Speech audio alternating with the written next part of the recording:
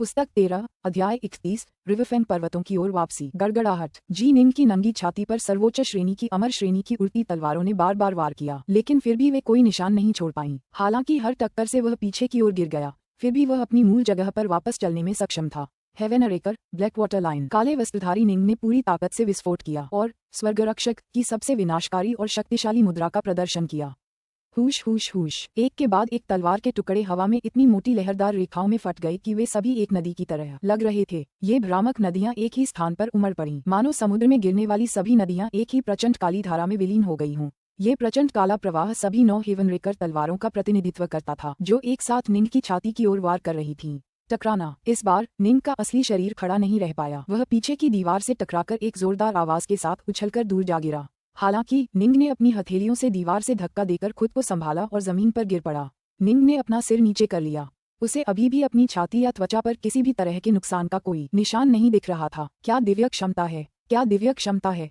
निंग बेहद खुश हुआ। 30 साल के लिए ग्रैंड जिया छोड़ने का असली मकसद यही था कि लौटने से पहले कुछ अद्भुत क्षमताएं सीखी जाएं, और अब उसने सीख ली थीं। 8-9 रहस्यमय कला वास्तव में सच्चे ईश्वर स्तर से नीचे के लोगों के लिए तीनों लोगों की सर्वोच्च दिव्य क्षमता थी। तीनों लोगों के सबसे शक्तिशाली नेताओं ने एक दिव्य क्षमता विकसित करने के प्रयास में एकजुट होकर काम किया था, जिससे पंगु के समान शक्तिशाली शरीर प्राप्त हो सके। हालांकि वे 12वें चक्र को विकसित नहीं कर पाए थे, लेकिन पहले 9 चक्र पहले से ही अविश्वसनीय थे। निंग इस समय बेहद कमजोर था। आखिरकार वह अभी भी एक दिव्य देवता बनने से बहुत दूर था। जहाँ तक सच्चे देवता बनने की बात है, वह तो और भी दूर था। अगर इस दिव्य क्षमता का सचमुच 10वां, 11वां या 12वां चक्र भी होता, तो भी निकट भविष्य में वह इसका प्रशिक्षण नहीं ले पाता। मैंने इस दिव्य क्षमता में निपुणता प्राप्त कर ली है। अब मैं फिर से रिवरफेंग पर्वत पर जा सकता हूँ। निंग तुरंत अपने पैरों पर खड़ा हो गया और उसके चारों ओर फिर से फर दिखाई देने लगे। जैसे ही निंग अमर संपत्ति से बाहर निकला, उसने अपने हाथ की एक लहर से इसे एकत्र किया। मास्टर, आप कहाँ जा रहे हैं? ब्लूक्लिफ जियाओयू अमर संपत्ति में प्रवेश करने ही वाला था। मैं दुनिया में जा रहा हूँ। मुझे कुछ दिनों में वापस आ जाना चाहिए। निंग ने निर्देश दिया। अगर तुम्हारी चाची किंग या दादाजी वाइट पूछें, तो तुम्हें यही बताना चाहिए। ठीक है। जियाओयू ने आज्ञाकारी ढंग से सिर हिलाया। निंग अकेला ही चला गया। जैसे ही वह दिव्यता के महल के पास से गुजरा, जूनियर प्रशिक्षु भाई, जूनियर प्रशिक्षु भाई। सिल्वमून खुशी से मुस्कुराया और पंखे से खुद को हवा करते हुए पास आया। तुम्हारे उत्साह को देखते हुए तुमने 8-9 रहस्यमय कला का 3रा चक्र अभी अभी पूरा किया होगा, है ना? बिल्कुल सही। निंग ने सिर हिलाया। 8-9 रहस्यमय कला के प्रशिक्षण के 2 कठिन चरण थे। पहला था 72 रूपांतरणों की अवधारणा में प्रारंभिक महारत हासिल करना, जो थोड़ा मुश्किल था, और दूसरा था अपने शरीर को संयमित करने के लिए पर्याप्त खजाने हासिल करना। निंग ने पहले ही बुनियादी स्तर की विशेषज्ञता हासिल कर ली थी। स्वाभाविक रूप से वह पर्याप्त उच्च श्रेणी की अमर श्रेणी की स्पिरिट गोलियां हासिल करने के बाद एक ही बार में 3रे चक्र का प्रशिक्षण लेने में सक्षम हो गया था। तुमने कितनी गोलियां खा लीं? सिल्वमून ने जिज्ञासा से पूछा। 99। निंग ने हंसते हुए कहा। वाह, बस इतना ही काफी था। सिल्वमून ने सिर हिलाया। कड़ी मेहनत करो कनिष्ठ प्रशिक्षु भाई, और इतना खजाना कमाओ कि मुझे वापस कर सकूं। जरूर। निंग ने सिर हिलाया। मुझे काम निपटाना है। मैं अभी जा रहा हूँ। जाओ जाओ।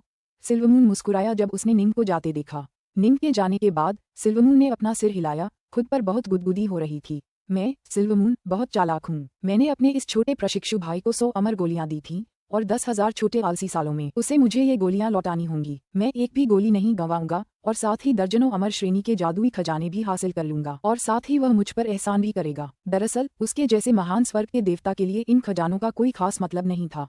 फिर भी सिल्वमून को यह महसूस करना अच्छा लगता था कि उसने एक चतुर सौदा किया है। अर्धचंद्राकार विश्व, तारा महाद्वीप। रिवरफेंग पर्वतों की गहराई में बिजली के क्षेत्र में जमीन पर 2 आकृतियां बैठी थीं। उनमें से एक गोल्फर बियर किंग थी, जबकि दूसरी ढीली ताओवादी पोशाक पहने एक युवक था जिसकी आंखें तारों जैसी थीं। बड़े भाई, गोल्फर बियर किंग ने जल्दी से कहा, यहाँ की बिजली पर काबू पाना बहुत मुश्किल है। आप जैसे दिव्य अमर ने भी 8 बार कोशिश की है, लेकिन सफलता नहीं मिली। अभी अभी हम दोनों ने मिलकर सेनाएं बनाई, लेकिन 540 मीटर के निशान पर बिजली के बोल्टों ने हमें रोक दिया, जिससे हमें आगे बढ़ने का कोई मौका नहीं मिला। यही हमारी चरम सीमा है। मेरे हिसाब से हमें किसी और दिव्य अमर को आने के लिए आमंत्रित करना चाहिए। अरे मूर्ख, चोगा पहने युवक ने भौहें चढ़ाकर गोल्फर बियर किंग की तरफ देखा। ऐसे खजाने की बात हम दूसरों तक कैसे फैलने दे सकते हैं? लेकिन हम तो बस यहीं बैठकर देखते रह सकते हैं। बड़े भाई, आप भी मेरी तरह जानते हैं कि काले वस्त्र वाला वह युवक बिजली वाले क्षेत्र से होकर घाटी में जा चुका है। हम जितनी देर करेंगे, खजाने मिलने की संभावना उतनी ही बढ़ जाएगी। गोल्फर बियर किंग ने कहा। निंग ने पहले काले वस्त्रधारी युवक से बातचीत की थी, फिर दांत पीसते हुए वहां से चला गया। निंग के जाने के बाद गोल्फर बियर किंग ने अपनी पूरी शक्ति जुटाकर आखिरकार पहले निषिद्ध क्षेत्र को भेद दिया, लेकिन बिजली वाले क्षेत्र का सामना करते ही हालांकि वह बचाव में कुशल था, फिर भी 360 मीटर के निशान तक पहुंचने के बाद वह 1 मीटर भी आगे नहीं बढ़ पाया। काले वस्त्रधारी युवक ने उसका मजाक भी उड़ाया था और गोल्डफर बेयर किंग इस चिंता में कि कहीं वह युवक खजाना न ले जाए, जल्दी से रिवरफेंग पर्वतों से बाहर निकला और अपने एक अच्छे दोस्त पैट्रियार्क लिमिटलेस को आमंत्रित किया। दोनों ने तुरंत स्वर्ग के ताऊ की शपथ ली। खजाना हासिल करने के बाद वे उसे बराबर बराबर बांट लेंगे। पैट्रियार्क लिमिटलेस एक दिव्य अमर था और इसलिए थोड़ा ज्यादा शक्तिशाली था, लेकिन गोल्डफर बेयर किंग ही था जिसने खजाने की जानकारी हासिल की थी, इसलिए वे उसे बराबर बराबर बांट लेंगे। इस खजाने के बारे में पहले से ही काफी लोग जानते हैं। अगर बात और फैली तो खजाना शायद हमारे हाथ न लगे। पैट्रियार्क लिमिटलेस ने सिर हिलाया। अरे बेवकूफ, ज्यादा चिंता मत करो। जब उस काले वस्त्रधारी युवक ने कहा कि यहाँ एक तीसरा निषिद्ध क्षेत्र है तो उसे सच बोलना चाहिए था। अगर ऐसा नहीं होता तो वह कब का खजाना लेकर चला गया होता। चूंकि वह नहीं गया है, इसका मतलब है कि तीसरे क्षेत्र को पार करना बहुत मुश्किल है। अगर ऐसा है तो अगर हम किसी और दिव्य अमर को भी बुलाएं तो भी हमारी सफलता की संभावना कम ही रहेगी, लेकिन बात और भी ज्यादा लोगों तक पहुंच जाएगी। हमारे लिए बेहतर होगा कि हम धीरे धीरे आगे बढ़ें। ठीक है, गोल्डफर बेयर किंग ने सिर हिलाया। पैट्रियार्क लिमिटलेस ने कहा, आइए हम दोनों इस बात पर ध्यान करें कि बिजली के क्षेत्र पर काबू पाने के लिए अधिक उपयुक्त संरचना का उपयोग कैसे किया जाए। ठीक है, गोल्डफर बेयर किंग ने फिर सिर हिलाया। ध्यान शुरू करने के 2 घंटे बाद ही उनके पीछे अदृश्य दबाव क्षेत्र से गड़गड़ाहट की आवाजें आने लगीं। एक विशेषज्ञ आ गया है। पैट्रियार्क लिमिटलेस ने गड़गड़ाहट सुनकर भौहें चढ़ाईं। प्रगति बहुत तेज है। क्या ये खबर किसी और तक लीक हो गई है? ऐसा नहीं होना चाहिए था। आप और मैं पूर्वी प्रवाह के 12 राक्षस राजाओं में से बचे हुए 2 राक्षस राजाओं को पहले ही दूसरों को बताने के बारे में चेतावनी दे चुके हैं और यहाँ तक कि उन्हें स्वर्ग के ताऊ की शपथ लेने के लिए भी मजबूर कर चुके हैं। गोल्डफर बेयर किंग ने भौहें चढ़ाईं। जहाँ तक उस अमर डार्कनॉर्थ की बात है तो वह 1 साल से भी ज्यादा समय पहले हार मान गया था और वापस नहीं आया। क्या ये शाही क्यूई कबीला हो सकता है? लेकिन वे इतने छोटे हैं। जब वे बातचीत कर रहे थे, धमाका, एक आकृति आगे बढ़ी और जमीन पर आ गिरी। यह एक फर पोशाकधारी युवक था जो एक अमर तलवार लिए हुए था जिसकी शक्ति का आभामंडल अतुलनीय रूप से विशाल था। अमर डार्कनॉर्थ। गोल्डफर बेयर किंग आश्चर्यचकित था। युवक, पैट्रियार्क लिमिटलेस ने भौहें चढ़ाते हुए कहा, तुम्हारा स्वामी कौन है? उसने गोल्डफर बेयर किंग से निन के बारे में सुना था। स्वाभाविक रूप से उसने तुरंत अनुमान लगा लिया था कि इस डार्कनॉर्थ के शुरुआती शून्य स्तर पर इतने शक्तिशाली होने का मतलब है कि उसके पीछे एक अविश्वसनीय गुरु का होना निश्चित है। शायद यह व्यक्ति भी माउंट इनहॉट से आया होगा, जैसे वह खुद था। हालांकि माउंट इनहॉट के इतने सारे शिष्यों को देखते हुए वह एक महान दिव्य अमर किसी अन्य साथी शिष्य को इस तरह का खजाना कैसे दे सकता था? गोल्डफर बेयर किंग, ये तुम्हारा सहायक है। निन की नजर पैट्रियार्क लिमिटलेस की ओर गई। यह व्यक्ति नीले वस्त्र पहने एक असाधारण आभा वाला युवक था। वह मेरा बड़ा भाई है, मुझसे कहीं अधिक शक्तिशाली, दिव्य अमर असीम। गोल्डफर बेयर किंग ने आत्मसंतुष्ट होकर कहा। एक दिव्य अमर? निंग चौंका। कुलपति लिमिटलेस ने दोहराया, युवक, मैंने तुमसे एक प्रश्न पूछा था। तुम्हारा स्वामी कौन है? निंग हंसा पर कुछ जवाब नहीं दिया। वह सीधा बिजली वाले क्षेत्र में चला गया। कुलपति लिमिटलेस अपनी भौहें चढ़ाए बिना नहीं रह सके। फिर भी निंग की शांत भावना को देखते हुए उन्हें और भी यकीन हो गया कि निंग का इतिहास अद्भुत होगा। इसलिए उन्होंने ठंडे स्वर में कहा, युवक, ये बिजली का क्षेत्र है। तुम्हें सफल होने के लिए इस क्षेत्र से 540 मीटर आगे जाना होगा। तुम्हारी शक्ति को देखते हुए तुम ऐसा करने में सक्षम नहीं हो। निंग बिजली क्षेत्र में अपना रास्ता बनाता रहा। Boom boom boom. तुरंत ही एक के बाद एक बिजली की कड़कने लगी। निंग बिल्कुल शांत रहा। उसने जरा भी विरोध नहीं किया और बिजली को अपने शरीर पर गिरने दिया। यहाँ तक कि एक फेंट गॉड बॉडी रिफाइनर भी अपने शरीर का इस्तेमाल करके बिजली वाले क्षेत्र में पहले 30 मीटर तक बिजली का सामना करने में ही सक्षम होगा। पैट्रियार्क लिमिटलेस ने अपना सिर हिलाया। निंग आगे बढ़ता रहा। 30 मीटर, 60 मीटर, 90 मीटर। बिजली की चमक लगातार बढ़ती जा रही थी, लेकिन निंग एक एक कदम आगे बढ़ता रहा, जिससे बिजली अपनी इच्छानुसार उस पर गिरती रही। लेकिन पैट्रियार्क लिमिटलेस और गोल्डफर बेयर किंग दोनों स्तब्ध रह गए। 210 मीटर, 240 मीटर, 270 मीटर। निंग आराम से आगे बढ़ता रहा। बिजली के बोल्ट अब पानी के बैरल जितने मोटे हो गए थे और वे पूरी बेरहमी से नीचे गिर रहे थे। लेकिन निंग तो मानो हल्की बारिश में बस चल रहा था। वह बिल्कुल शांत और संतुष्ट महसूस कर रहा था। उसकी त्वचा पर पड़ने वाली टक्करें मानो किसी बेमिसाल आरामदायक मालिश की तरह लग रही थीं। 360 मीटर, 390 मीटर, 420 मीटर। निंग बस आगे बढ़ता रहा। काले वस्त्र पहने वह युवक एक बार फिर घाटी के द्वार पर प्रकट हो गया था। वह भी ये दृश्य देखकर आश्चर्य से देखता रह गया। इस फर पोशाकधारी युवक को देखे हुए मुझे सिर्फ 1 साल ही हुआ था। यह अचानक इतना शक्तिशाली कैसे हो गया? 480 मीटर, 510 मीटर। मेरे ये फर वाले वस्त्र उच्च श्रेणी के स्वर्ग श्रेणी के ताओवादी वस्त्रों से बने हैं। ये अत्यंत मजबूत, लचीले और आक्रमणों को रोकने में कुशल हैं। इनकी सहनशक्ति निम्न श्रेणी के अमर श्रेणी की उड़ने वाली तलवारों के बराबर है। उड़ने वाली तलवारें बहुत पतली और नुकीली होती थीं, इसलिए आसानी से टूट जाती थीं। आक्रमणों का सामना करने की क्षमता के मामले में उच्च श्रेणी के स्वर्ग श्रेणी के ताओवादी वस्त्र वास्तव में निम्न श्रेणी के अमर श्रेणी की उड़ने वाली तलवारों के बराबर थे। बिजली की अनगिनत चमक से नहाते हुए निंग ने 540 मीटर की दहलीज पार कर ली और बिजली तुरंत गायब हो गई। बिजली क्षेत्र के दूसरी ओर स्थित पैट्रियार्क लिमिटलेस और गोल्डफर बियर किंग दोनों पूरी तरह से चकित थे। उसने ये सब सहने के लिए अपने शरीर का इस्तेमाल किया, लेकिन 540 मीटर के निशान पर बिजली की शक्ति हम दोनों के पूर्ण बल वाले संयुक्त हमलों के बराबर थी। ये संभवतः एक उच्च श्रेणी के दिव्य अमर के बराबर है। गोल्डफर बियर किंग सचमुच चकित था। वह प्रारंभिक शून्य अवस्था में है, लेकिन उसने जादुई खजाने का भी इस्तेमाल नहीं किया। उसने बस अपने शरीर का इस्तेमाल करके ये सब सहा। ये शरीर उसका शरीर किसी अमर श्रेणी के जादुई खजाने के बराबर होगा। कुलपति लिमिटलेस का चेहरा अचानक बदल गया। आखिरकार वह माउंट इनहॉट का शिष्य था। उसे अचानक एक प्रसिद्ध दिव्य क्षमता का ख्याल आया, जो सच्चे ईश्वर स्तर से नीचे के लोगों के लिए तीनों लोकों में नंबर 1 दिव्य क्षमता मानी जाती है। 8-9 रहस्यमय कला। इस स्तर की शक्ति और इतनी मजबूती वाला शरीर पाने के लिए एकमात्र संभावना 8-9 रहस्यमय कला है, लेकिन केवल पुराने कुलपति के निजी शिष्य ही 8-9 रहस्यमय कला सीख सकते हैं, या वे जिन्हें पुराने कुलपति विशेष छूट प्रदान करते हैं। क्या ये हो सकता है कि वह पुराने कुलपति का शिष्य हो? कुलपति लिमिटलेस इस संभावना के बारे में सोचते ही तुरंत घबरा गया। उसने जल्दी से निंग को एक मानसिक संदेश भेजा, क्या मैं पूछ सकता हूँ, अमर डार्कनॉर्थ, क्या आप एम्पायरियन देवता सिल्वमून को जानते हैं? एम्पायरियन भगवान सिल्वमून दिव्यता महल के नियंत्रक थे। माउंट इनहॉट का हर एक शिष्य उन्हें जानता था। क्या आप वरिष्ठ प्रशिक्षु भाई सिल्वमून को जानते हैं? निंग ने उसकी ओर देखने के लिए अपना सिर घुमाया। ये जूनियर लिमिटलेस आपको अपना सम्मान अर्पित करता है, अंकल मास्टर। कुलपति लिमिटलेस ने जल्दी से उसे एक सम्मानजनक मानसिक संदेश भेजा। उसे निंग पर बिल्कुल भी शक नहीं था कि वह बनावटी है, क्योंकि बाहरी दुनिया से कोई भी क्रिसेंट की दुनिया में प्रवेश नहीं कर सकता था। इसके अलावा 8-9 रहस्यमय कला की कोई बनावटी बात नहीं थी। निंग चौंक गया। फिर भी ये बात तो सही थी। क्रिसेंट दुनिया के ज्यादातर लोग जिन्होंने दिव्य क्लेश पर विजय प्राप्त की और दिव्य अमर बन गए, उन्हें माउंट इनहॉट में भर्ती किया गया था। ओह, अगर मौका मिले तो माउंट इनहॉट पर वापस आकर और बातें करते हैं। निंग एक बार फिर घाटी की ओर मुड़ा, फिर उसकी ओर चल पड़ा। घाटी के द्वार पर खड़े काले वस्त्रधारी युवक ने भौहें चढ़ाईं, फिर मुड़कर खुद घाटी में चला गया। जल्द ही निंग कोहरे से ढकी घाटी में प्रवेश कर गया, और वह महसूस कर सकता था कि घाटी के भीतर से आने वाली भयानक लहरें शक्तिशाली होती जा रही थीं। पुस्तक 13, अध्याय 32, दुष्ट आत्मा लाश। घाटी के भीतर कुछ घास और फूल थे, लेकिन जब निंग ने उसमें कदम रखा तो किसी कारणवश उसका दिल कांप उठा। मरना, क्रोध की एक प्राचीन आदिम चीख निंग की आत्मा पर टूट पड़ी। निंग की ओर असीम भयानक हत्या की लहरें उमड़ पड़ीं। निंग ने जल्दी से मां नुवा की छवि का दर्शन किया, और तुरंत नुवा की दिव्य छवि उसकी आत्मा में प्रकट हुई, जिससे उसकी आत्मा काफी हद तक स्थिर हो गई। माउंट इनहॉट में इतने साल बिताने के बाद निंग ने जान लिया था कि नुवा पेंटिंग नुवा के वंश से चली आ रही एक दर्शन तकनीक है, जिसमें असीम जीवन शक्ति समाहित है। अगर आत्मा बुरी तरह घायल भी हो तो नुवा पेंटिंग के दर्शन से व्यक्ति जल्दी ठीक हो सकता है।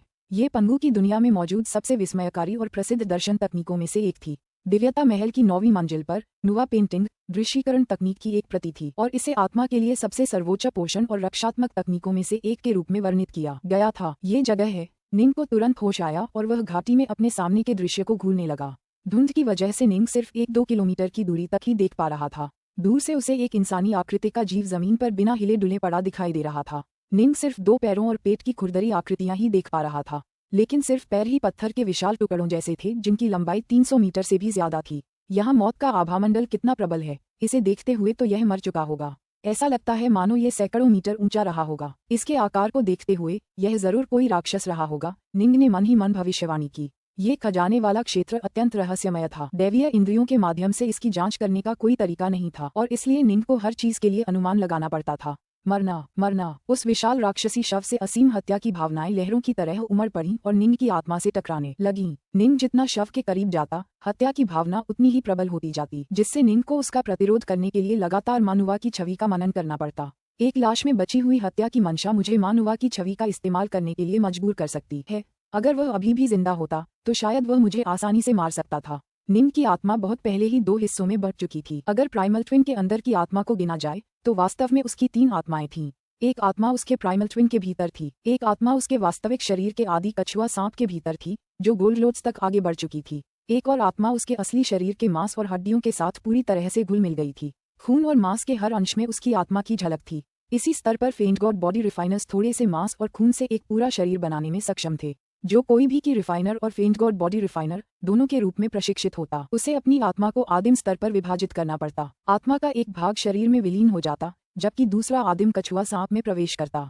निंग की रिफाइनर आत्मा को हत्या के इरादे की लहरों से निपटना मुश्किल लग रहा था, लेकिन उसके फेंट गॉड शरीर को इससे जरा भी डर नहीं लग रहा था, क्योंकि उसके फेंट गॉड शरीर में उसकी आत्मा उसके मांस और खून के हर कण से जुड़ी हुई थी, जिससे वह अविश्वसनीय रूप से स्थिर था। अब जबकि निंग ने 8-9 रहस्यमय कला का भी प्रशिक्षण ले लिया था, हत्या का इरादा सैकड़ों गुना ज्यादा शक्तिशाली होने पर भी वह उसके इस फेंट गॉड शरीर का कुछ नहीं बिगाड़ पाएगा। निंग एक एक कदम आगे बढ़ा और विशाल फेंट गॉड शव के चारों ओर उद्देश्यपूर्ण ढंग से एक गोलाकार पथ बनाते हुए धीरे धीरे आगे बढ़ा। आखिरकार निंग उसे साफ देख पाया। उस फेंट गॉड की लाश की त्वचा राख जैसी धूसर थी और बनावट पत्थर जैसी थी। लाश का चेहरा साधारण और सादा था, उसका शरीर जख्मों से भरा था और उसने जो काला कवच पहना था वह कई जगहों से फटा हुआ था। उसके बगल में 2 तेज तीर और एक शक्तिशाली काला धनुष था जिसकी डोरी टूटी हुई थी। मुझे उम्मीद नहीं थी कि तुम इस जगह आ पाओगे। एक कमजोर शुरुआती शून्य अवस्था के लड़के में इतनी क्षमता होना सराहनीय सराहनीय। तीखी आवाज एक बार फिर गूंजी। निंग ने आवाज के स्रोत की ओर देखा। दूर घाटी के प्रवेश द्वार के कोने पर उसने काले वस्त्र पहने एक युवक को बैठे हुए देखा। क्या आप एम्पायरियन देवता सिल्वमून को जानते हैं? निंग ने अचानक पूछा। ये काले वस्त्रधारी युवक संभवतः एक दिव्य अमर था, क्योंकि वह यहाँ तक पहुँच पाया था। संभवतः क्रिसेंट जगत के कई दिव्य अमर माउंट इनहॉट के शिष्य थे। अगर वे सह शिष्य होते तो शायद सब कुछ अधिक सुचारू रूप से चलता। एम्पायरियन देवता सिल्वमून, हे एक एम्पायरियन देवता? बुरा नहीं, पर मैंने उसके बारे में कभी नहीं सुना। काले वस्त्र पहने युवक वहीं बैठा निंग को घूर रहा था। बच्चे, लगता है तुम्हारी पृष्ठभूमि महत्वपूर्ण है, क्योंकि तुम एक एम्पायरियन देवता को जानते हो। लेकिन यहाँ इस खजाने वाले क्षेत्र में इससे कोई फर्क नहीं पड़ता कि तुम किसे जानते हो। अगर तुम खजाने हासिल करना चाहते हो तो सब तुम्हारी अपनी क्षमताओं पर निर्भर करेगा। निंग चुपचाप इस नतीजे पर पहुंच गया कि यह काले वस्त्रधारी युवक शायद माउंट इनहॉट का सदस्य नहीं है। जब निंग बिजली के क्षेत्र से गुजरा था तब बाहरी पैट्रियार्क लिमिटलेस भी अंदाजा लगा चुका था कि निंग माउंट इनहॉट का सदस्य है, और फिर भी इस काले वस्त्रधारी युवक ने इस पर कोई प्रतिक्रिया नहीं दी। क्रिसेंट दुनिया में अभी भी बहुत से दिव्य अमर लोग हैं जो माउंट इनहॉट के शिष्य नहीं बने हैं, और कुछ को तो इसके बारे में पता भी नहीं है। निंग ने मन ही मन सोचा, बच्चे, तुम पहले ही 2 निषिद्ध क्षेत्रों से गुजर चुके हो। यह आखिरी है, लेकिन मैं तुम्हें चेतावनी दे दूं, उस राक्षस की लाश पर छिपे खजाने इतनी आसानी से नहीं मिलते। काले वस्त्र पहने युवक वहां आलस से बैठा था, मानो निंग का मजाक उड़ाने का इंतजार कर रहा हो जब वह अनिवार्य रूप से असफल हो जाएगा। निंग ने काले वस्त्र पहने युवक की ओर देखा। मैं खजाना लेने आया हूँ, लेकिन तुम मुझे रोकोगे नहीं। मैं ऐसा कैसे कर सकता हूँ? बिजली का क्षेत्र भी तुम्हें कुछ नहीं बिगाड़ पाया, संकी। अगर मैं तुम पर हमला भी करूँ तो भी मैं अपनी ऊर्जा बर्बाद कर रहा हूँगा। अगर मेरे पास जाल जैसे खजाने होते तो मैं तुम्हें फंसाने या बांधने की कोशिश करता, लेकिन बदकिस्मती से मेरे पास हैं ही नहीं। काले वस्त्र पहने युवक ने हार मानते हुए कहा। निंग जानता था कि 8-9 रहस्यमय कला की कमजोरी क्या है। 8-9 रहस्यमय कला के तीसरे चक्र के प्रशिक्षण से उसे एक असाधारण रूप से शक्तिशाली शरीर प्राप्त हुआ, लेकिन अगर उसे जादुई रस्सियों या राक्षसों को बंद करने वाले पगोडा जैसी प्रतिबंधात्मक वस्तुओं का सामना करना पड़ता तो वह जादुई खजानों में फंस सकता था या खींच सकता था। फिर भी निंग मूर्ख नहीं था। वह अपनी तलवार से उसे रोक लेता। उसे फंसाना और बांधना बेहद मुश्किल काम होता, और अगर वह फंस भी जाता तो भी वह इससे नहीं मरता, और वह भी अपने आप में। तो फिर मैं खजाना लेने जा रहा हूँ। निंग बोलते हुए वह फेंट गॉड शरीर के करीब चला गया। जब निंग शव से लगभग 300 मीटर की दूरी पर पहुंचा तो अचानक राक्षस देवता के बगल में रखा काला धनुष अचानक चमक उठा। काले धनुष की डोरी टूट गई, लेकिन काले प्रहार के चारों ओर प्राकृतिक ऊर्जा का एक विशाल प्रवाह उमड़ रहा था। इससे एक दूसरी डोरी भी बन गई जो पूरी तरह से प्राकृतिक ऊर्जा से बनी थी, और साथ ही एक अग्निबाण भी जो उसी तरह प्राकृतिक ऊर्जा से बना था। स्विश! काले धनुष को कोई नियंत्रित नहीं कर रहा था, लेकिन उसने तीर सीधा निंग की ओर चलाया। तीर हवा में उड़ता हुआ बिजली की गति से चला और लगभग तुरंत ही निंग के सामने आ गया। ब्लॉक! निंग ने अपनी बांह हिलाई, जिससे तीर सीधे उसकी ऊपरी बांह पर लगा। धमाका! शक्तिशाली टक्कर ने निंग को सैकड़ों मीटर पीछे की ओर उछाल दिया और दूर घाटी की दीवारों से टकराकर टूट गया। घाटी की दीवारें गड़गड़ाहट की आवाज के साथ टूट गईं और कई चट्टानें नीचे गिरीं, लेकिन एक बैकफ्लिप के साथ निंग दीवार में बने एक बड़े गड्ढे से बाहर निकल आया। क्या खजाना है? निंग चिंतित नहीं था, इसके विपरीत वह खुश था। अरे, तुम ये भी ले सकते हो? दूर खड़ा काले वस्त्र पहने युवक आश्चर्यचकित था। निंग अतुलनीय रूप से उत्साहित था। उसने स्वर्ग और पृथ्वी की प्राकृतिक ऊर्जा से घिरे काले धनुष को घूरा। बिना किसी तात्विक शक्ति के मार्गदर्शन के यह इतनी प्राकृतिक ऊर्जा एकत्रित कर सकता है। स्पष्ट रूप से इस काले धनुष के खजाने की आत्मा ने इसे सक्रिय किया है। बिना किसी व्यक्ति के नियंत्रण के भी इसमें इतनी शक्ति होना, यह अकल्पनीय है। बहुत पहले जू होंगई ने एज योरसेल्फ गॉडफायर लैंप को बलपूर्वक वश में कर लिया था। वांशियांक स्तर पर निंग स्टार सीजिंग हैंड का इस्तेमाल करके 1000 बैलों वाली तलवार को बलपूर्वक पकड़ पाया था, और अब निंग की शक्ति पहले से कहीं ज्यादा बढ़ गई थी। लेकिन एक बेमालिक खजाने से इकट्ठा हुई प्राकृतिक ऊर्जा ने उसे वापस उड़ा दिया था। 1000 बैल तलवार सर्वोच्च श्रेणी की अमर कलाकृतियों में सर्वोच्च श्रेणी की है। शक्ति में शुद्ध यान खजानों के करीब फिर यह महाधनुष, ये कम से कम एक शुद्ध यान खजाना तो होना ही चाहिए, और अगर है भी तो ये या तो उच्च श्रेणी का या फिर सर्वोच्च श्रेणी का शुद्ध यान खजाना ही होना चाहिए, या यह एक प्रोटोकॉस्मिक आत्मा खजाना भी हो सकता है। निंग तुरंत इस निष्कर्ष पर पहुंच गया। जादुई खजाने में बिना किसी के नियंत्रण के पहले से ही एक दिव्य अमर की आक्रामक शक्ति थी। बात तो समझ में आती है, ये राक्षस देवता अनगिनत साल पहले मर गया होगा, लेकिन उसके अवशेषों की हत्या करने की नीयत अब भी इतनी भयानक रूप से प्रबल है। इतना शक्तिशाली होने के बावजूद उसका धनुष कमजोर कैसे हो सकता है? निंग ने भौहें चढ़ाईं। लेकिन इस काले विशाल धनुष की डोरी टूट गई है और उसके कवच पर दरारें दिखाई दे रही हैं। मुझे आश्चर्य है कि उसने ऐसा कौन सा युद्ध लड़ा होगा कि इस स्तर के जादुई खजाने भी क्षतिग्रस्त हो गए, यहाँ तक कि राक्षस देवता भी नष्ट हो गया। और सबसे अजीब बात यह है कि राक्षस देवता का शरीर उसके मरने के बाद भी बचा रहा। ये समझना जरूरी है कि एक राक्षस की आत्मा उसके रक्त और मांस से पूरी तरह जुड़ी होती है। अगर मांस या रक्त की एक बूंद भी बची रहे तो उसका पुनर्जन्म हो सकता है। जब तक एक परम शक्तिशाली शक्ति उस राक्षस के मांस और रक्त में मौजूद आत्मा के हर कण को नष्ट करने में सक्षम थी, शरीर में एक भी आत्मा न बचे तो मांस बेकार हो जाएगा। ये कितना भीषण युद्ध था। निंग ने उस महाविपत्ति के बारे में सोचा जिसके परिणामस्वरूप पंगु की दुनिया का विनाश हुआ था। वह निश्चित रूप से एक अतुलनीय रूप से भयानक युद्ध था, जिसमें भाग लेने से कुलपिता सुभूति भी डरते थे। ताओवादी त्रिजीवन ने इसमें कई दैत्यदेव दावपिताओं को मार डाला था, इससे पहले कि वह स्वयं भी मर जाता। कोई बात नहीं, हालांकि काला धनुष और कवच दोनों क्षतिग्रस्त हो गए हैं, लेकिन बिना किसी मालिक के वे कितने शक्तिशाली हैं, ये देखते हुए वे अविश्वसनीय खजाने होने चाहिए। निंग ने हाथ हिलाया, जिससे 1000 बैलों वाली तलवार प्रकट हो गई। निंग तेजी से आगे बढ़ा और एक बार फिर पास आ गया। स्विश स्विश स्विश, काले महाप्रहार ने निंग की ओर और अधिक उग्र बाण छोड़े। बाण और धनुष की डोरी दोनों ही प्राकृतिक ऊर्जा से बने थे। हालांकि निंग ने अपनी तलवारबाजी से बचाव किया। उसकी तलवार की रोशनी पानी की तरह बह रही थी, जिससे प्राकृतिक ऊर्जा के तीर एक तरफ मुड़ गए। निंग दिव्य महल की 9वीं मंजिल से स्वर्ग में जल भरना नामक तलवारबाजी का इस्तेमाल कर रहा था। यह उसकी सबसे रक्षात्मक तलवारबाजी तकनीक थी। स्विश स्विश स्विश, अचानक ढेर सारे तीर छूटे। दरअसल एक साथ 10 तीर छूटे, जिससे कुछ ही देर में 10 तीर एक साथ उड़ गए। हालांकि तीरों की गति तेज होने के बावजूद हर तीर की शक्ति स्वाभाविक रूप से कम हो गई थी। निंग ने या तो वार को रोकने के लिए थाउजेंडबुल तलवार का इस्तेमाल किया या फिर सीधे वार को झेलने के लिए अपने शरीर का इस्तेमाल किया। बच्चे, हालांकि तुम्हारा दिव्य शरीर किसी जादुई खजाने जैसा है, ये तो बस एक दिव्य धनुष का प्रहार है जिसका कोई स्वामी नहीं है। इसे झेल पाना तुम्हारे लिए इतना प्रभावशाली नहीं है। मैं तुम्हें बता दूं कि जैसे ही तुम लाश के 30 मीटर तक पहुंचोगे, तुम तीसरे निषिद्ध क्षेत्र में प्रवेश कर जाओगे। इसे पार करने का तुम्हारे शरीर की ताकत से कोई लेना देना नहीं है, और ये तथ्य कि यह जादुई खजाने की तरह अटूट है तुम्हारी कोई मदद नहीं करेगा। काले वस्त्र पहने युवक वहां बैठा निंग को आगे बढ़ते और लड़ते हुए देख रहा था। निंग तीरों की बौछार के बीच से आगे बढ़ता गया। जब वह फेंट गॉड की लाश से 30 मीटर की दूरी पर पहुंचा तो काले धनुष के चारों ओर की प्राकृतिक ऊर्जा समाप्त हो गई और निंग पर हमला करना बंद हो गया। वाह, निंग ने गहरी सांस ली। फेंट गॉड के शरीर से इतनी नजदीकी से उसके चारों ओर फैली अदृश्य भव्यता की आभा ने उसके दिल को भी झकझोर दिया। तीसरा निषिद्ध क्षेत्र, मुझे इस खजाने को हासिल करने के लिए कुछ भी करना होगा। निंग ने फेंट गॉड की लाश पर खजाने को घूरा, लेकिन जिस चीज ने उसका सबसे ज्यादा ध्यान खींचा वह अभी भी वह काला महान धनुष था। पुस्तक 13, अध्याय 33, राहु धनुष। जी निंग का शरीर टिमटिमाया, फिर वह अपने 3 सिरों वाले 6 भुजाओं वाले रूप में बदल गया। उसके हाथों में 1000 बैलों वाली तलवार थी और साथ ही 5 सर्वोच्च श्रेणी की अमर श्रेणी वाली स्काईरेकर तलवारें भी। इस तीसरे निषिद्ध क्षेत्र के सामने निंग जरा भी आराम करने की हिम्मत नहीं जुटा पाया।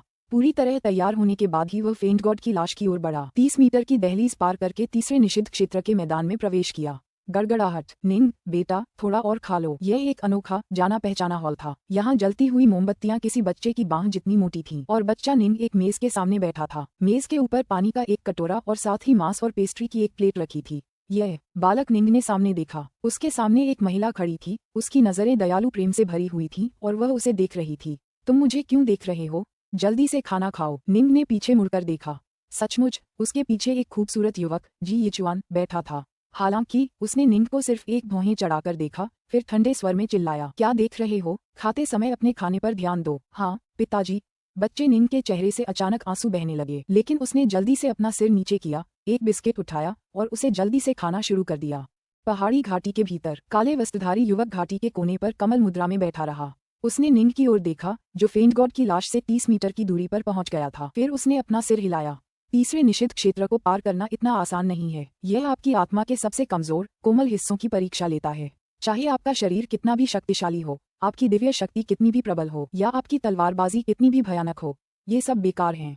बालक निंग ने अपने माता पिता के साथ बिताए दिन बहुत खुशनुमा बिताए। एक के बाद एक दिन बीतते गए और बालक निंग ने चपलता और तलवारबाजी दोनों सीख लीं। एक रात बच्चा निंग अपने माता पिता के कमरे के बाहर पहुंचा। बाहर एक नौकरानी नींद में जम्हाई ले रही थी। बच्चे निंग को आते देख वह आश्चर्यचकित हुए बिना नहीं रह सकी। हालांकि जब वह दरवाजा खटखटाने के लिए आगे बढ़ा तो उसने उसे रोका नहीं। चरमराहट, दरवाजा खुल गया। दरवाजा फर पहने जी यिचुआन ने खोला था। अपने बेटे को देखते ही उसने भौहें चढ़ाईं और ठंडे स्वर में कहा, बहुत देर हो गई है, तुम सोने के बजाय यहाँ क्यों आए हो? निंग की माँ युची स्नो अपना बिस्तर छोड़कर मुस्कुराते हुए बच्चे निंग का सिर सहलाते हुए उसके पास आईं। जल्दी से सो जाओ, बहुत देर हो गई है। पिताजी, माँ, बालक निंग ने अचानक कहा। यिचुआन और स्नो दोनों ने अपने बेटे की ओर देखा। मैं तुम दोनों को गले लगाना चाहता हूँ, बालक निंग ने कहा। यिचुआन हैरान था लेकिन स्नो बस हंस पड़ी। मूर्ख लड़का, उसने तुरंत निंग को अपनी बाहों में खींच लिया। अपनी माँ की बाहों में निंग ने अपनी एक बाह अपनी माँ को कसकर गले लगाने के लिए फैलाई, फिर दूसरी बाह अपने पिता की ओर बढ़ाई। पिताजी, बालक निंग ने अपने पिता की ओर देखा। तुम तो बस। यिचुआन ने धीरे से अपना सिर हिलाया लेकिन फिर भी वह करीब आ गया जिससे निंग उसे पकड़ सके। एक हाथ से उसने अपने पिता को थामा हुआ था, दूसरे हाथ से उसने अपनी माँ को थामा हुआ था। निंग अपने माता पिता से सटकर उनकी खुशबू सूंघ रहा था। उसने आंखें बंद कर लीं, उसके चेहरे पर आंसू बह रहे थे। उसने बहुत धीरे से कहा, मैं सचमुच ऐसे ही जीना चाहता हूँ, लेकिन मेरी यादें धुंधली होने लगी हैं। निंग, बेटा। स्नो ने निंग की ओर देखा और यिचुआन ने भी उसकी ओर देखा। निंग ने अपना सिर उठाया, उसके आंसुओं से उसकी आंखें धुंधली हो गईं। वह वहीं खड़ा रहा और अपने माता पिता को घूरता रहा। जागृत हो जाओ, जागृत हो जाओ, जागृत हो। निंग की अनिच्छुक क्रोधित दहाड़ ने अचानक पूरे मायावी संसार को झकझोर दिया और उसे तुरंत कांच की तरह चकनाचूर कर दिया। सब कुछ तेजी से गायब हो गया। एक के बाद एक मायावी दुनियाएं प्रकट हुईं, हर एक इंसान के दिल की गहरी इच्छाओं से खेल रही थी। लालच, प्यार, नफरत, जुनून। ये कैसे हो सकता है? काले वस्त्र पहने युवक जो अभी भी घाटी के कोने में बैठा था आश्चर्य से अपने सामने के दृश्य को देख रहा था। निंग अपना पहला कदम रखने के बाद तीसरे निषिद्ध क्षेत्र में 1 घंटे से ज्यादा समय बिता चुका था, लेकिन उस पहले घंटे के बाद हर अगले कदम में चाय की केतली उबालने में लगने वाले समय से भी कम समय लगा। एक एक कदम बढ़ाते हुए वह भ्रमों को तोड़ता रहा। आखिरकार वे सभी गायब हो गए। काले वस्त्र पहने युवक हंसा, फिर हल्की आह भरते हुए बोला, तो यही है। और फिर वह हवा में गायब हो गया। निंग पूरी तरह से जागकर फेंटगॉड की लाश के पास पहुंचा। उसने फेंटगॉड की लाश की विशाल आकृति, उसके टूटे हुए कवच, टूटी हुई डोरी वाले काले धनुष और उन 2 चमकते तीरों को घूरा। मास्टर जी, धन्यवाद। निंग की नजर दूर और स्वप्निल थी। उसने धीरे से बुदबुदाया, हालांकि उस मायावी दुनिया में बिताया गया मेरा समय बहुत कम था, लेकिन स्वेलो माउंटेन छोड़ने के बाद से यह मेरी सबसे खुशी थी। उस अनुभव ने मुझे उस राक्षस द्वारा छोड़े गए इन खजानों को पाने से भी ज्यादा खुशी दी। निंग अच्छी तरह जानता था कि यह तीसरा निषिद्ध क्षेत्र स्वयं कुलपति सुभूति ने बनाया था। ये समझना जरूरी है कि जब पंगु की दुनिया नष्ट हुई थी तो कुलपति सुभूति ने ही प्रत्येक अवशेष को स्वयं अपने अर्धचंद्राकार लोक में टेलीपोर्ट किया था। स्वाभाविक रूप से निषिद्ध क्षेत्रों की स्थापना भी कुलपति सुभूति ने ही की थी। उनके शिष्यों में से कौन आदि लोक से अवशेष और खजाने प्राप्त कर पाएगा, ये भाग्य और नियति पर निर्भर था। युवक। अचानक काले वस्त्र पहने एक युवक की आकृति काले धनुष के ऊपर हवा में प्रकट हुई। उसने प्रसन्नता से कहा, मुझे यकीन है कि तुमने इसका अंदाजा नहीं लगाया होगा, है ना? तुम। निंग चौंका। खजाने की आत्मा, बिल्कुल। जब मैंने तुम्हें बताया कि मैं एक दिव्य अमर हूँ तो मैं बस तुम्हारे साथ खेल रहा था। मुझे उम्मीद नहीं थी कि तुम सचमुच तीसरे निषिद्ध क्षेत्र को पार कर पाओगे। कुलपिता सुभूति ने जो कहा था उसके आधार पर तीसरे निषिद्ध क्षेत्र को पार करने में सक्षम किसी भी व्यक्ति के पास अविश्वसनीय रूप से दुर्जेय दाव हृदय होना चाहिए। काले वस्त्रधारी युवक ने आह भरी। हालांकि तुमने अभी तक दिव्य अमर बनने के लिए दिव्य क्लेश को पार नहीं किया है, फिर भी तुम बिल्कुल भी बुरे नहीं हो। निंग धीरे से हंसा। तुम इतने उत्साहित नहीं लग रहे। काले वस्त्रधारी युवक काले धनुष के ऊपर पद्मासन में बैठा था। उसने विस्मय से कहा, मुझे यकीन है कि तुम नहीं जानते कि मैं कौन हूँ, है ना? मैं तुम्हें बता दूं, मैं आदिम जगत के 10 सर्वश्रेष्ठ दिव्य धनुषों में से एक हूँ। एक उच्च श्रेणी का आद्य ब्रह्मांडीय आत्मिक खजाना, एक प्रोटोकॉस्मिक आत्मा खजाना। अद्भुत। निंग ने मुस्कुराते हुए प्रशंसा के शब्द कहे, लेकिन मुझे नहीं लगता कि आप इतने उत्साहित हैं। काले वस्त्र पहने युवक ने भौहें चढ़ाईं। ऐसा सिर्फ इसलिए है क्योंकि अभी कुछ देर पहले ही मुझे इससे भी ज्यादा कीमती चीज मिली है। निंग मुस्कुराया। कृपया अपना परिचय मुझे और इस प्राचीन दानव देव से भी कराएं। काले वस्त्रधारी युवक ने सिर हिलाया। प्राचीन आदिम जगत के युग में महाशक्तियों ने एक बार राहु नामक एक अत्यंत भयानक प्राणी का वध किया था। यह एक हिंदू राक्षस का नाम है जो सूर्य को निगल जाता है। उन्होंने राहु के शव के विभिन्न अवयवों को कई अन्य अतुलनीय रूप से बहुमूल्य सामग्रियों के साथ मिलाकर अंततः एक उच्च स्तरीय शुद्ध यान आत्मिक कोश बनाया। वह मैं ही था और मुझे दिया गया नाम था राहु धनुष। मेरे निर्माण के बाद अनगिनत युगों में मेरी आत्मा उत्तरोत्तर शक्तिशाली होती गई, जब तक कि मैं अंततः एक आदि ब्रह्मांडीय आत्मिक कोश नहीं बन गया। जैसे ही मैंने अपनी सफलता प्राप्त की, मैं एक उच्च स्तरीय आदि ब्रह्मांडीय आत्मिक कोश बन गया। ओह, निंग ने सिर हिलाया। बस ओह, मैं आदिकाल के 10 महान दिव्य धनुषों में से एक हूँ। केवल एक धनुष, पौराणिक होवी का धनुष, निर्विवाद रूप से प्रथम स्थान पर था। हम में से बाकी जैसे कि कियानकुन धनुष या ब्लैक एनेदर धनुष सभी एक दूसरे के बराबर हैं। काले वस्त्रधारी युवक ने अहंकार से कहा, दरअसल उस महाविपत्ति के दौरान गुरु के सभी शुद्ध यांग खजाने नष्ट हो गए थे और यहाँ तक कि उन खजानों की आत्माएं भी नष्ट हो गई थीं। मैं ही अकेला बचा था। निंग हंसा, लेकिन तुम्हारी धनुष की डोरी तो टूट गई है। आप मुझे एक और धनुष तार ढूंढने में मदद कर सकते हैं, है ना? काले वस्त्रधारी युवक ने सिर हिलाया। आपको ये समझना होगा कि मेरे जैसे दिव्य धनुष तारों के लिए धनुष का डंडा ही मायने रखता है। यहीं से बड़ी हुई शक्ति आती है। लेकिन धनुष तार भी बहुत महत्वपूर्ण है। भविष्य में मैं आपको एक अच्छी धनुष तार चुनने या गढ़ने में मार्गदर्शन करूंगा। ठीक है? निंग ने पूछा, तो फिर मैं तुम्हें कैसे बांधूं? बस अपनी मौलिक शक्ति का इस्तेमाल करो, मैं तुम्हारी पूरी मदद करूंगा, काले वस्त्र पहने युवक ने कहा। मैं यहाँ अनंत काल से हूँ, मैं बेसुध होकर ऊब गया हूँ। ठीक है।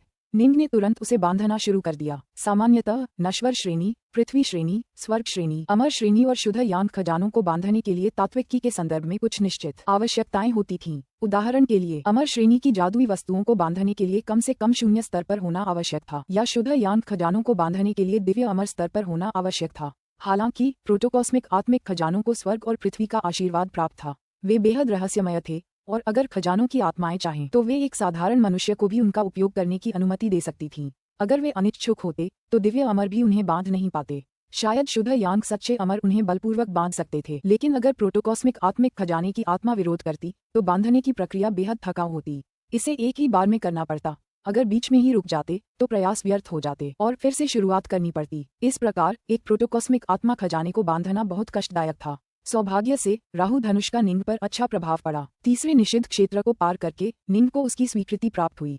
कुछ ही देर बाद बंधन प्रक्रिया पूरी हो गई। निंग ने राहु धनुष को अपने हाथों में उठाया। वह उसके भीतर छिपी असीम शक्ति को महसूस कर सकता था। यह एक प्रकार की भयावह शक्ति थी जिसमें पानी की लहरों जैसी शक्ति भी थी।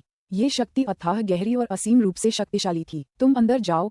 निंग ने अपना हाथ हिलाया और उसके बगल में रखी फेंट गॉड लाश भी इकट्ठा हो गई। तुरंत रिवरफेंग पर्वतों के भीतर मौजूद सभी प्राचीन प्रतिबंधात्मक संरचनाएं स्वतः ही निष्क्रिय हो गईं। पहले इस क्षेत्र की खोज के लिए दिव्य इंद्रियों का उपयोग नहीं किया जा सकता था, लेकिन अब किया जा सकता है। निंग ने अपनी दिव्य इंद्रिय का प्रयोग करते हुए उस क्षेत्र का सर्वेक्षण किया और घाटी के बाहर गोल्फर बियरकिंग और पैट्रियार्क लिमिटलेस को ढूंढ निकाला। वापस जाने का समय हो गया है।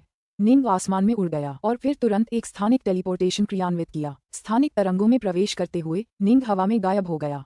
दिव्य अनुभूति, गोल्फर बियरकिंग और पैट्रियार्क लिमिटलेस दोनों ही स्तब्ध रह गए। इस क्षेत्र में दिव्य अनुभूति का उपयोग करने का कोई तरीका नहीं था, लेकिन अभी अभी उन्हें लगा कि कोई उन्हें इससे स्कैन कर रहा है। प्रतिबंध खत्म हो गए हैं। बिजली वाला क्षेत्र भी गायब हो गया है। उन्हें जल्दी ही पता चल गया कि अंदर से उठती भयानक लहरें भी गायब हो गई थीं। जब तक वे खाई में घुसे उन्हें उसके अंदर कुछ भी दिखाई नहीं दिया। रिवरफेंग पर्वत एक बेहद साधारण पर्वत श्रृंखला बन गई थी। हालांकि उसमें कुछ विशिष्टताएं थीं, पर अब वह कोई खास नहीं रही। खजाना चाचा मास्टर डाकनॉर्थ द्वारा छीन लिया गया था।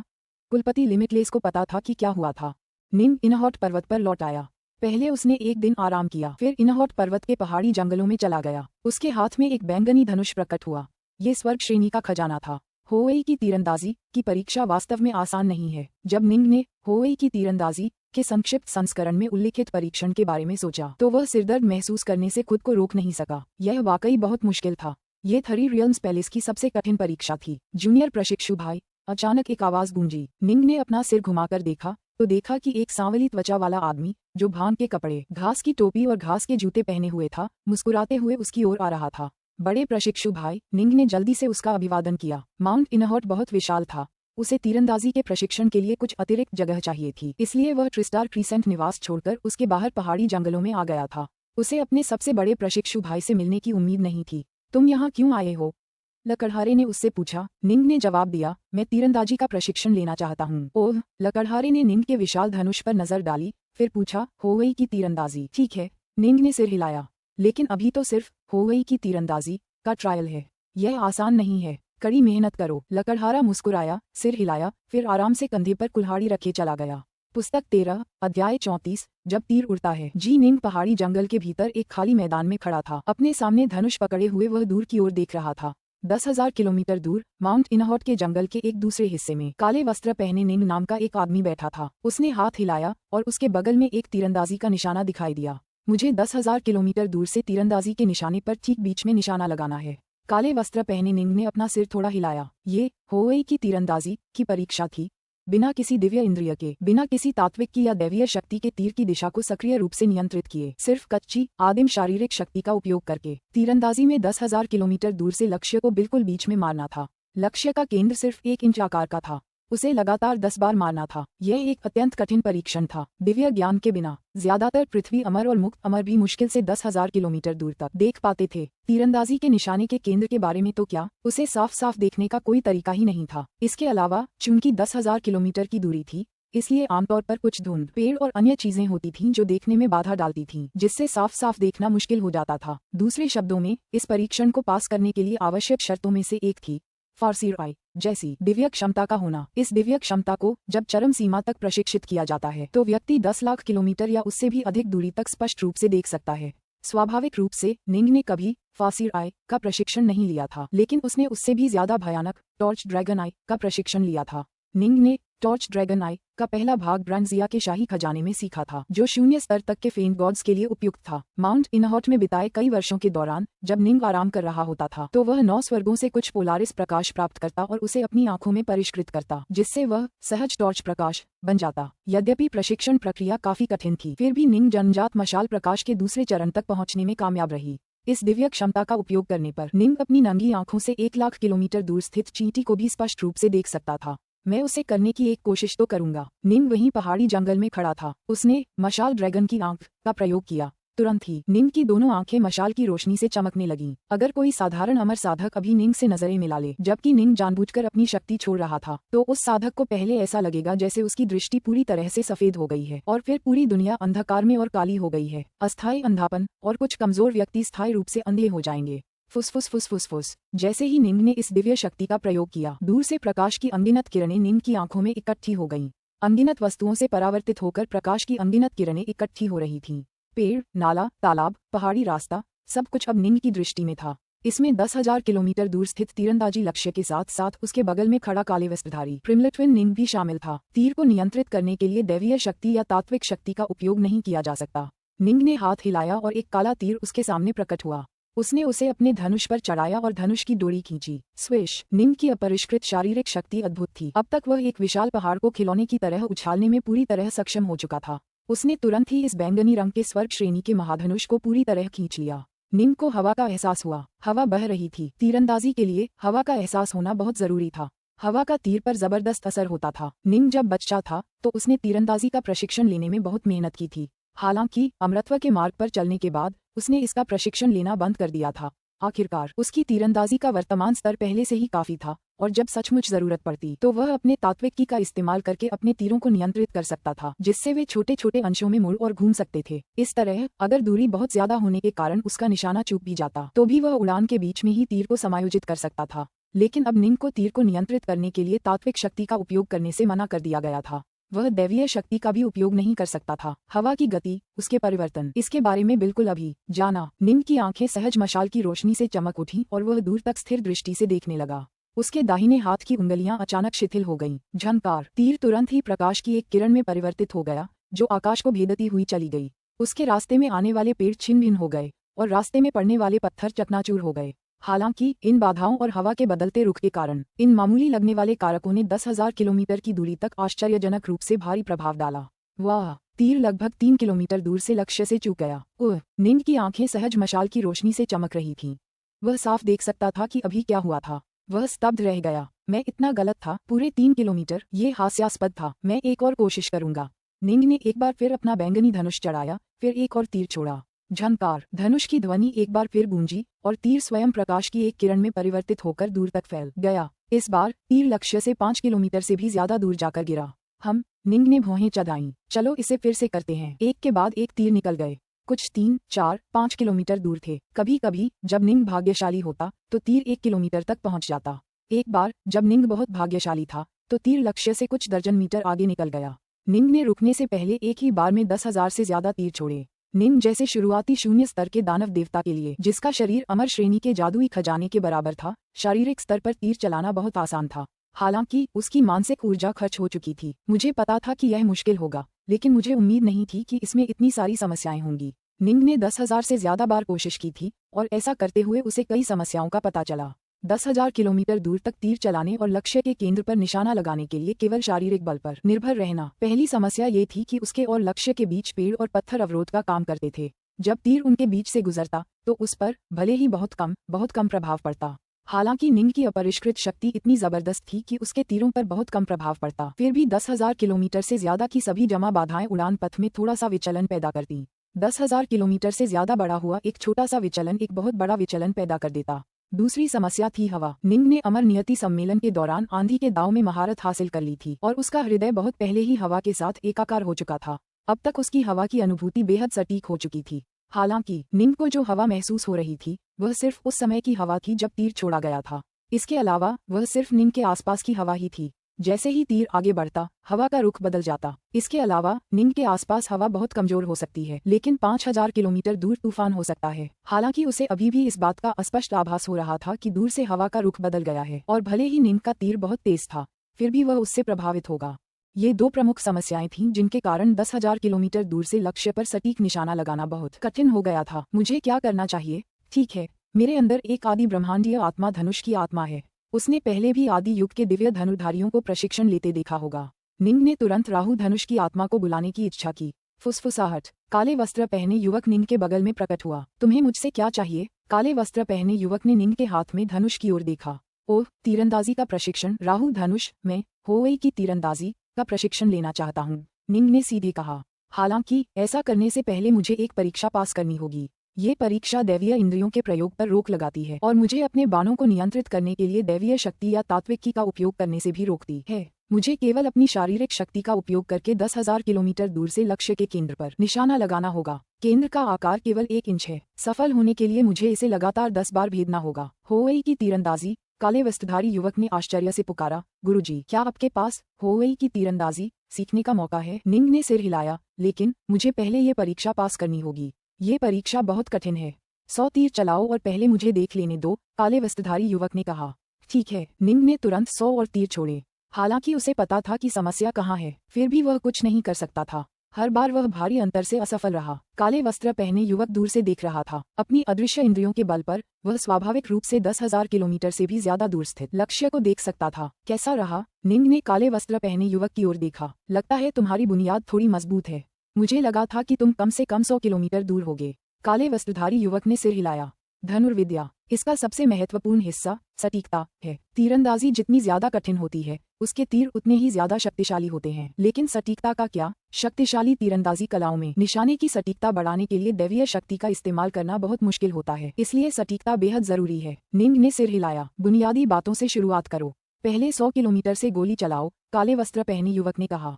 राहु धनुष के मार्गदर्शन में निंग ने एक बार फिर तीरंदाजी का प्रशिक्षण लेना शुरू किया।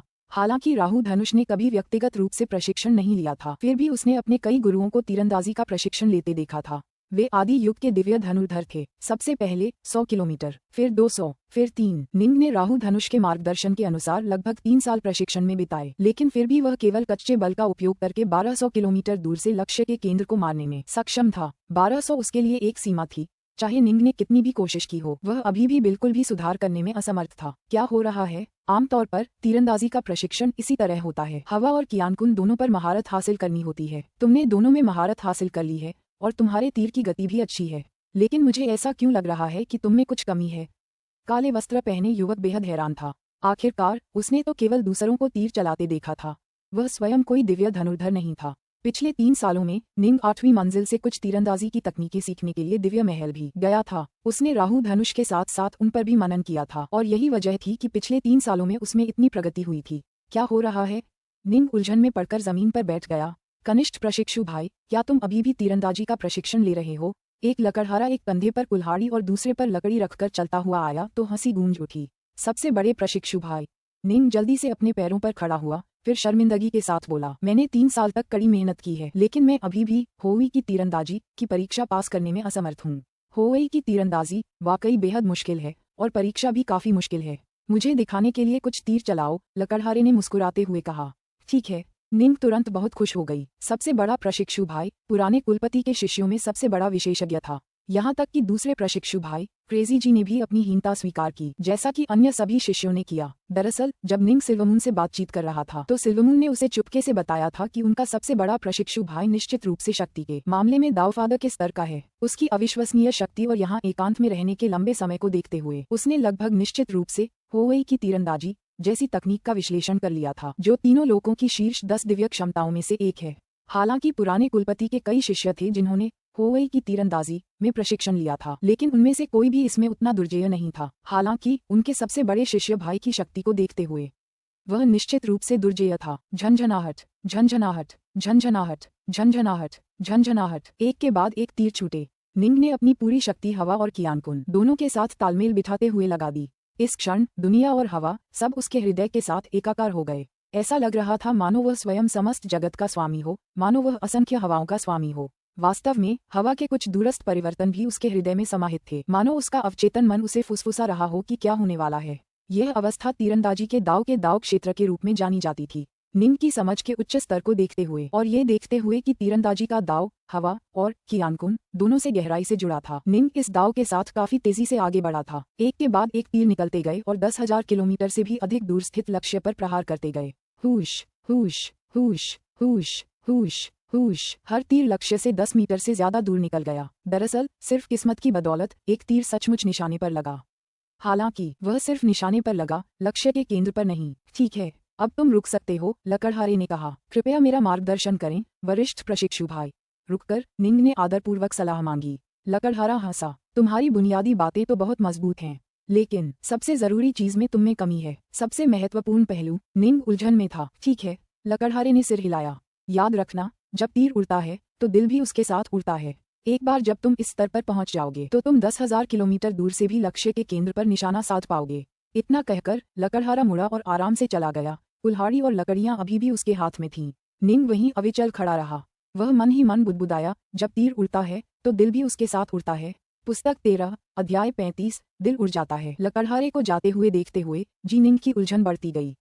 जब तीर उड़ता है, ये बात तो मैं समझ गया, लेकिन दिल भी उसके साथ उड़ता है, इसका क्या मतलब है? झंझनाहट, झंझनाहट, झंझनाहट। निंग ने अपना धनुष खींचा और कुछ और तीरों का परीक्षण किया, और जैसे जैसे वह आगे बढ़ा उसकी उलझन बढ़ती गई। छोटे मालिक, काले वस्त्रधारी वह आदमी फिर प्रकट हुआ। उसका चेहरा उत्साह से भरा हुआ था। आपके सबसे बड़े शिष्य भाई ने कहा था, जब तीर उड़ता है तो हृदय भी उसके साथ उड़ता है। मुझे लगता है कि मैं कुछ समझ गया हूँ। ओह, निंग के चेहरे पर एक उम्मीद भरी नजर थी। काले वस्त्र पहने युवक ने तुरंत समझाया, मैंने कई गुरुओं को देखा है और उनमें से कई को तीरंदाजी का प्रशिक्षण लेते देखा है। साथ ही उन्हें अपने उत्तराधिकारियों और वंशजों को भी तीरंदाजी का प्रशिक्षण देते देखा है। मुझे याद है कि मैंने अक्सर उन्हें कुछ कहते सुना था, तुम्हें इसमें अपना दिल लगाना होगा। अपना दिल तीर में लगाओ।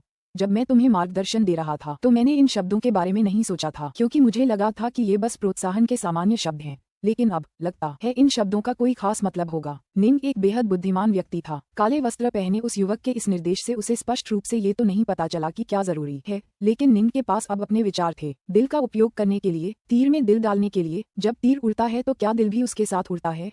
मेरा अनुमान है कि दिल भी उसके साथ उड़ता है। का मतलब बिल्कुल यही है। आपका दिल और दिमाग तीर के साथ उड़ रहा है, काले वस्त्र पहने युवक ने कहा। ये दिल शायद किसी अदृश्य शक्ति का संकेत है। निंग काले वस्त्र पहने युवक की बात सुन रहा था और साथ ही मन सोच रहा था। उसने लगभग 1 साल तक रोजाना हजारों तीर छोड़े थे, इसलिए वह इसके सभी तकनीकी दांव पेंचों से वाकिफ था। दरअसल निंग ने पहले ही तीर से दिल उड़ाने के स्तर को थोड़ा बहुत छू लिया था, लेकिन कोई भी उसे असल में उस स्तर तक पहुंचने का रास्ता नहीं दिखा पाया था। निंग ने एक बार फिर अपने धनुष पर तीर चढ़ाया। हवा हवा। इस क्षण में उसका हृदय स्वर्ग और पृथ्वी के साथ एक हो गया और उसकी इच्छाशक्ति तीर में भरने लगी। जल्द ही निंग स्वयं को भूलने के स्तर तक पहुंचने में कामयाब हो गया। यद्यपि उसका हृदय स्वर्ग और पृथ्वी के साथ एक हो गया था, फिर भी उसके चारों ओर सब कुछ अस्पष्ट और धुंधला लग रहा था, क्योंकि उसका हृदय और इच्छा पूरी तरह से उसके तीर पर केंद्रित थे। झनकार, एक तेज गड़गड़ाहट सी आवाज। तीर हवा में उड़ गया और निंग की अदृश्य इच्छाशक्ति उसमें समा गई। दरअसल उसे एक बेहद अजीब सा एहसास हुआ। उसे लगा जैसे वह खुद एक तीर में बदल गया हो। जैसे जैसे तीर आसमान में उड़ता गया, पेड़ों को भेदता गया। निंग को लगा जैसे वह खुद ही पेड़ों को चीर रहा हो। यह एहसास, जहां उसका मन और हृदय तीर के साथ एकाकार हो गए थे, बेहद अजीब और अद्भुत था। हालांकि जब तीर 100 किलोमीटर तक उड़ गया तो उसके हृदय और तीर के बीच का वह अदृश्य संबंध समाप्त हो गया। निंग अब अपने तीर में परिवर्तित हो जाने की अद्भुत अनुभूति को बरकरार नहीं रख पा रहा था। स्विश, तीर अंततः 10,000 किलोमीटर दूर लक्ष्य में गहराई तक जा लगा, लेकिन निश्चित रूप से यह अभी भी लक्ष्य के केंद्र से काफी दूर था। यही एहसास है बिल्कुल बिल्कुल यही एहसास है। निंग उत्साह से जोर जोर से हंसने लगा और उसने ऊर्जा से धनुष को ऊपर उठाया। बिल्कुल, जब तीर उड़ता है तो दिल भी उसके साथ उड़ता है। मुझे ऐसा लगा जैसे मैं खुद एक तीर में बदल गया हूँ। यह एक अद्भुत एहसास था और उस अवस्था में मुझे ऐसा लगा जैसे मैं तीर की दिशा को नियंत्रित कर पा रहा हूँ। मैं फिर कोशिश करूंगा। निंग ने एक बार फिर तीर चढ़ाया और धनुष खींचा। झनकार, तीर आसमान में चला गया और निंग को एक बार फिर लगा जैसे वह भी एक तीर हो और उसका दिल तीर पर केंद्रित हो गया। दिशाएं बदलें। हवा में उड़ते हुए तीर ने अचानक दिशा बदलनी शुरू कर दी। हालांकि बदलाव का परिमाण बहुत छोटा था, लेकिन निंग के बार बार उसे प्रभावित करने की कोशिश के कारण तीर बाहर की ओर घूमने लगा और भी दूर तक उड़ने लगा और अंततः लक्ष्य से हजारों किलोमीटर आगे निकल गया। जब तीर उड़ता है तो दिल भी उसके साथ उड़ता है, यही एहसास है। हालांकि मैं इस अवस्था को केवल 100 किलोमीटर तक ही बनाए रख पाता हूँ। इससे ज्यादा मेरी इच्छाशक्ति क्षीण हो जाती है और मैं तीर से संपर्क बनाए रखने में असमर्थ हो जाता हूँ। निंग ने मन ही मन सिर हिलाया।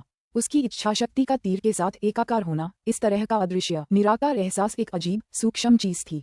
हालांकि हृदय से, इच्छाशक्ति से एक शक्ति जरूर होती है। राहु धनुष के पिछले मालिक की वह प्राचीन राक्षसी लाश इसका प्रमाण थी। इतने समय पहले मर जाने के बावजूद मरने और मारने की बची हुई इच्छाशक्ति अभी भी निंग के दिल को झकझोरने के लिए काफी थी। सच कहें तो प्राचीन दानवदेव की आत्मा बहुत पहले ही नष्ट हो चुकी थी, तो फिर वह अदृश्य इच्छा और इरादा कहाँ से आया? दिल का मतलब यही था। यह एक अदृश्य शक्ति थी, हृदय की शक्ति। ये दैवीय शक्ति, तात्विक शक्ति और आत्मिक शक्ति से भिन्न थी। यह एक अत्यंत भ्रामक, पहचान में न आने वाली शक्ति थी, लेकिन वास्तव में इसका अस्तित्व था।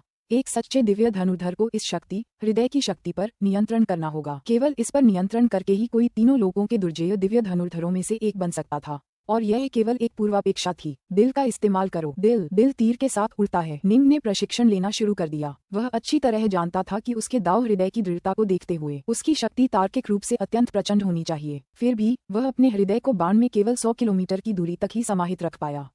इसका कारण था, उसका हृदय पर्याप्त रूप से ईमानदार नहीं था। तलवार के दाव के प्रति उसका हृदय अत्यंत ईमानदार था, लेकिन धनुर्विद्या के दाव के प्रति अभी भी पर्याप्त ईमानदार नहीं था। केवल ईमानदारी से ही हृदय की शक्ति बढ़ेगी। सौभाग्य से अपने 3 वर्षों के कठिन प्रशिक्षण के कारण निंग ने एक ठोस आधार स्थापित कर लिया था, और जैसे जैसे निंग का धनुष के प्रति दृष्टिकोण बदलता गया और धनुर्विद्या के ताव के प्रति उसकी भावनाएं दृढ़ होती गईं, वैसे वैसे उसके हृदय की शक्ति भी बढ़ती गई। किंवदंतियों में कुछ ऐसे अद्भुत व्यक्तित्व थे जो, चाहे उन्होंने किसी भी प्रकार का प्रशिक्षण लिया हो, जिस पर भी ध्यान केंद्रित करते थे, उसके प्रति अत्यंत निष्ठावान हृदय बनाए रखने में सक्षम थे। ऐसा करके वे वास्तव में आश्चर्यजनक गति से प्रगति करने में सक्षम हुए। हृदय की शक्ति कभी कभी कच्ची प्रतिभा या समझ से भी अधिक महत्वपूर्ण होती थी। 1000 किलोमीटर, 2000 किलोमीटर, 3000 किलोमीटर, जैसे जैसे दिन बीतते गए, निंग के दिल और उसके तीर के बीच का संबंध और मजबूत होता गया।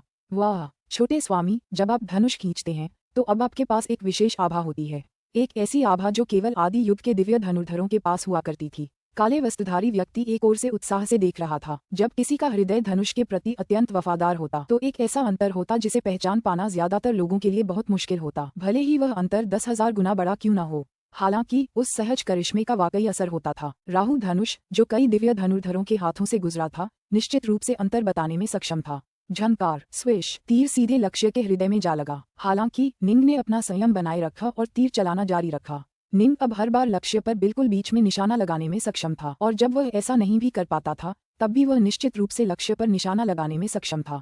कभी कभी 10,000 किलोमीटर की दूरी से, पेड़ों और चट्टानों के बीच, बिना किसी शारीरिक शक्ति के, लक्ष्य पर बिल्कुल बीच में निशाना लगाना अपने आप में एक अद्भुत उपलब्धि थी।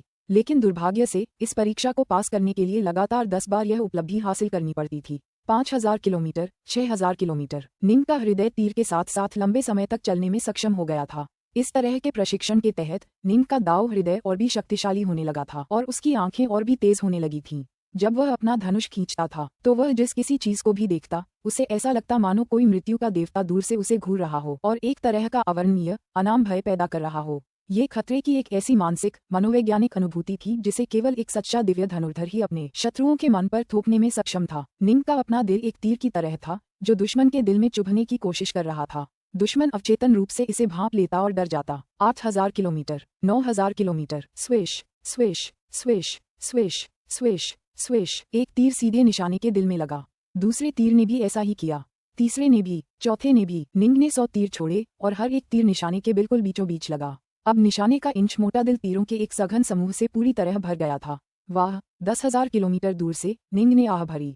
इस तरह की स्थिति में, जहां उसका हृदय तीर के साथ साथ चलता था, हर तीर के साथ उसकी मानसिक क्षमता का जबरदस्त दोहन होता था। इस अवस्था में लगातार 100 तीर चलाने से उसे बेहद थकावट का एहसास होता था। अगर निंग बिना अपने हृदय की शक्ति का इस्तेमाल किए बस तीर चला रहा होता तो 10,000 तीर चलाने के बाद भी उसे जरा भी थकान महसूस नहीं होती। लेकिन ऐसी स्थिति में होना बहुत ही थका देने वाला था, जहां तीर छूटता है तो हृदय भी उसके साथ छूटता है। हालांकि इस अवस्था में तीरों की शक्ति सचमुच जबरदस्त थी और तीर बहुत अधिक सटीक भी थे। छोटे मालिक, आप सफल हुए, आप सफल हुए। काले वस्त्र पहने युवक बहुत उत्साहित था। शुक्रिया, राहु धनुष। निंग कृतज्ञता से मुस्कुराया। पिछले 3 सालों में हालांकि उसने दिव्य महल की कुछ गुप्त तीरंदाजी नियमावलियों का अध्ययन किया था, लेकिन असली उपलब्धि राहु धनुष के मार्गदर्शन से ही मिली थी। राहु धनुष ने कई दिव्य धनुर्धरों को बड़े होते देखा था। हालांकि वह खुद दिव्य धनुर्धर नहीं था, फिर भी वह निंग को आश्चर्यजनक रूप से महत्वपूर्ण मदद प्रदान करने में सक्षम रहा था। यदि राहु धनुष न होता तो निंग के लिए ये परीक्षण पूरा करने हेतु संभवतः 10 वर्ष भी पर्याप्त नहीं होते। हे छोटे स्वामी, आपके सच्चे दिव्य धनुर्धर बनने के बाद ही मैं, राहु धनुषधारी, अपनी महिमा का सच्चा प्रदर्शन कर पाऊंगा। काले वस्त्रधारी युवक बेहद उत्साहित था। अगर आप, छोटे स्वामी, सचमुच मेरे प्रति अपनी कृतज्ञता प्रकट करना चाहते हैं तो मेरे लिए एक अच्छी धनुष तार ले आइए। ठीक है, निंग ने सिर हिलाया और मुस्कुराया। बिल्कुल, उसके पास कई घटिया किस्म के धनुष थे। आखिरकार वह अपने बैंगनी रंग के विशाल धनुष से धनुष की डोरी निकालकर राहु धनुष के लिए इस्तेमाल कर सकता था। हालांकि ये धनुष बहुत कमजोर था। राहु धनुष एक उच्च स्तरीय प्रोटोकॉस्मिक आत्मा खजाना था। निंग को सचमुच इसके लिए एक अच्छी धनुष डोरी खरीदनी पड़ी। माउंट इनहॉट, त्रितारा अर्धचंद्राकार निवास, 3 देवियों के एक छोटे से महल के बाहर। क्रेजी जी हमेशा की तरह वहाँ खर्राटे लेता रहा। दूसरे वरिष्ठ प्रशिक्षु भाई निंग पास आया। क्रेजी जी ने आंखें भी नहीं खोली और बुदबुदाया, होवेई की तीरंदाजी की पूरी कॉपी मेज पर रखी है, जाकर खुद ले लो। धन्यवाद, दूसरे वरिष्ठ प्रशिक्षु भाई। निंग तुरंत अंदर चला गया। संक्षिप्त संस्करणों के ऊपर एक बेहद आकर्षक बांस की किताब तैर रही थी। ये वास्तव में होवेई की तीरंदाजी की पूरी प्रति थी। निंग उसके पास गया और तुरंत उसे अपनी दिव्य अनुभूति से भर दिया। गड़गड़ाहट। तुरंत ही निंग की आत्मा में बड़ी मात्रा में जानकारी उमड़ने लगी। बहुत समय बाद सूरज उग भी चुका था और डूब भी चुका था। भोर होने ही वाली थी कि दूर क्षितिज से आधा सुनहरा कौवा झांकता दिखाई देने लगा। निंग की नींद खुल गई। क्या शक्तिशाली तीरंदाजी तकनीक है, निंग ने खुद से कहा। वह स्तब्ध रह गया, सचमुच पूरी तरह स्तब्ध। होवेई की तीरंदाजी के विवरण के अनुसार यदि इसे वास्तव में सीमा तक प्रशिक्षित किया गया था, शक्तिशाली आदिम देवत्व होवेई के स्तर तक जिसने इस दिव्य क्षमता का निर्माण किया था, तीरों की शक्ति वास्तव में भयानक होगी, स्टारसीजिंग हैंड के छठे चक्र से भी ऊपर। यदि कोई सच्चा ईश्वर इस दिव्य क्षमता के शिखर पर पहुंच जाए तो एक ही तीर से वह अन्य सच्चे ईश्वरों को बुरी तरह घायल कर सकता है या मार भी सकता है। लेकिन एक कारण था कि होवेई की तीरंदाजी की पूर्ण महारत इतनी हास्यास्पद रूप से शक्तिशाली थी। नंबर 1, इस सर्वोच्च तीरंदाजी तकनीक में लगने वाली मानसिक ऊर्जा बहुत ज्यादा थी। पूर्ण निपुणता के स्तर पर एक सच्चा देवता भी शायद 3, 4 या 5 तीर ही चला पाता, इससे पहले कि वह पूरी तरह से मानसिक रूप से थक जाए और दूसरा तीर चलाने में असमर्थ हो जाए। हालांकि निंग के स्टारसीजिंग हैंड का इस्तेमाल बिना किसी मानसिक शक्ति के खर्च होने की चिंता किए लगातार किया जा सकता था। दूसरा, इस तीरंदाजी तकनीक में धनुष और बाण दोनों की ही बहुत ज्यादा जरूरतें थीं।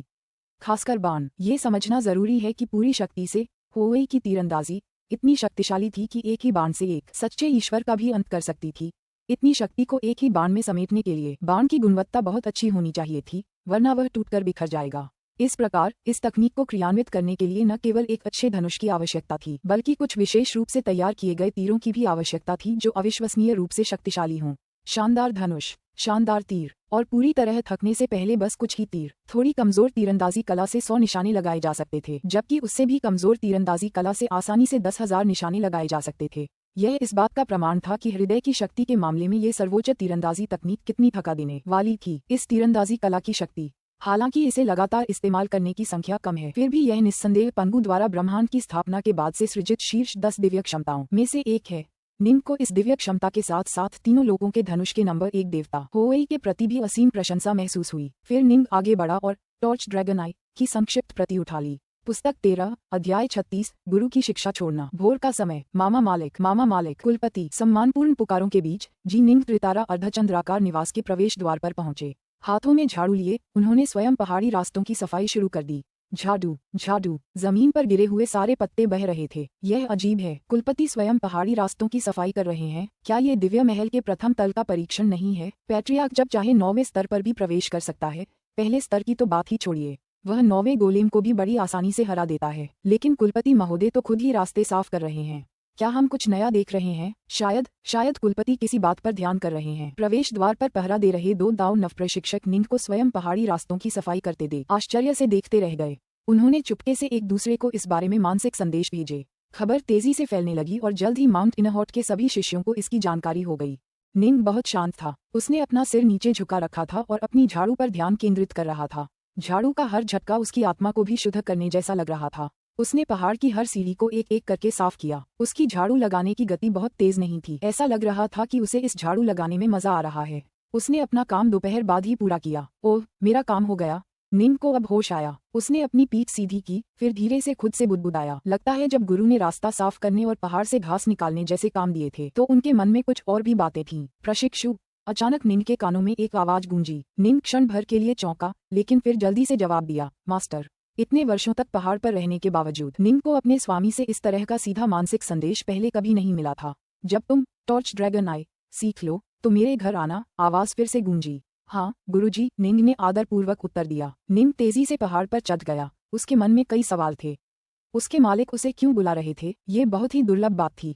क्या ऐसा हो सकता है कि वह जल्द ही अपने मालिक की छत्रछाया छोड़ने वाला था? निंग 3 लोगों के महल में गया और मशाल ड्रैगन की आंख की पूरी प्रति हासिल कर ली। आज तक 3 प्रमुख तकनीकें जो निंग ने 3 लोगों के महल से सीखी थीं, वे थीं 8-9 रहस्यमय कला, होवेई की तीरंदाजी और मशाल ड्रैगन की आंख। मशाल ड्रैगन की आंख के बारे में जानकारी प्रेषित करने की प्रक्रिया में पूरा 1 दिन लग गया। अगले दिन निंग की मानसिक क्षमता वापस लौटी। उसके बाद ही वह कुलपति सुभूति के ताओवादी मठ की ओर चल पड़ा। मामा मालिक। मठ के प्रवेश द्वार पर खड़े दोनों दाव नवप्रवर्तकों ने आदरपूर्वक पुकारा।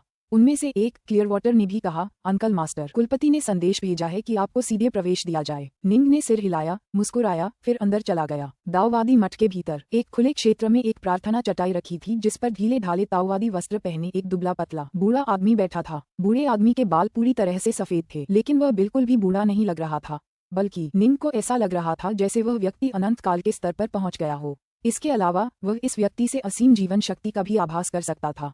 निंग अपने गुरु की सहज उपस्थिति से अपनी आत्मा को पूरी तरह से शांत होते हुए महसूस कर पा रहा था। मास्टर। निंग अंदर आया, फिर आदरपूर्वक पुकारा। बैठो, बूढ़े कुलपति ने कहा। निंग तुरंत प्रार्थना चटाई पर कमल की मुद्रा में बैठ गया और निर्देश की प्रतीक्षा करने लगा। बूढ़े कुलपति ने निंग की ओर देखा, फिर धीरे से कहा, आपने इनहॉट पर्वत पर कितना समय बिताया है? निंग ने आदरपूर्वक कहा, 30 साल और 5 साल से अधिक समय हो चुका है। यह वर्ष 36वां होगा। आपने कौन सी योग्यताएं सीखी हैं? वृद्ध कुलपति ने पूछा। आपके शिष्य ने 8-9 रहस्यमय कला सीख ली है और तीसरे चक्र तक पहुंच गया है।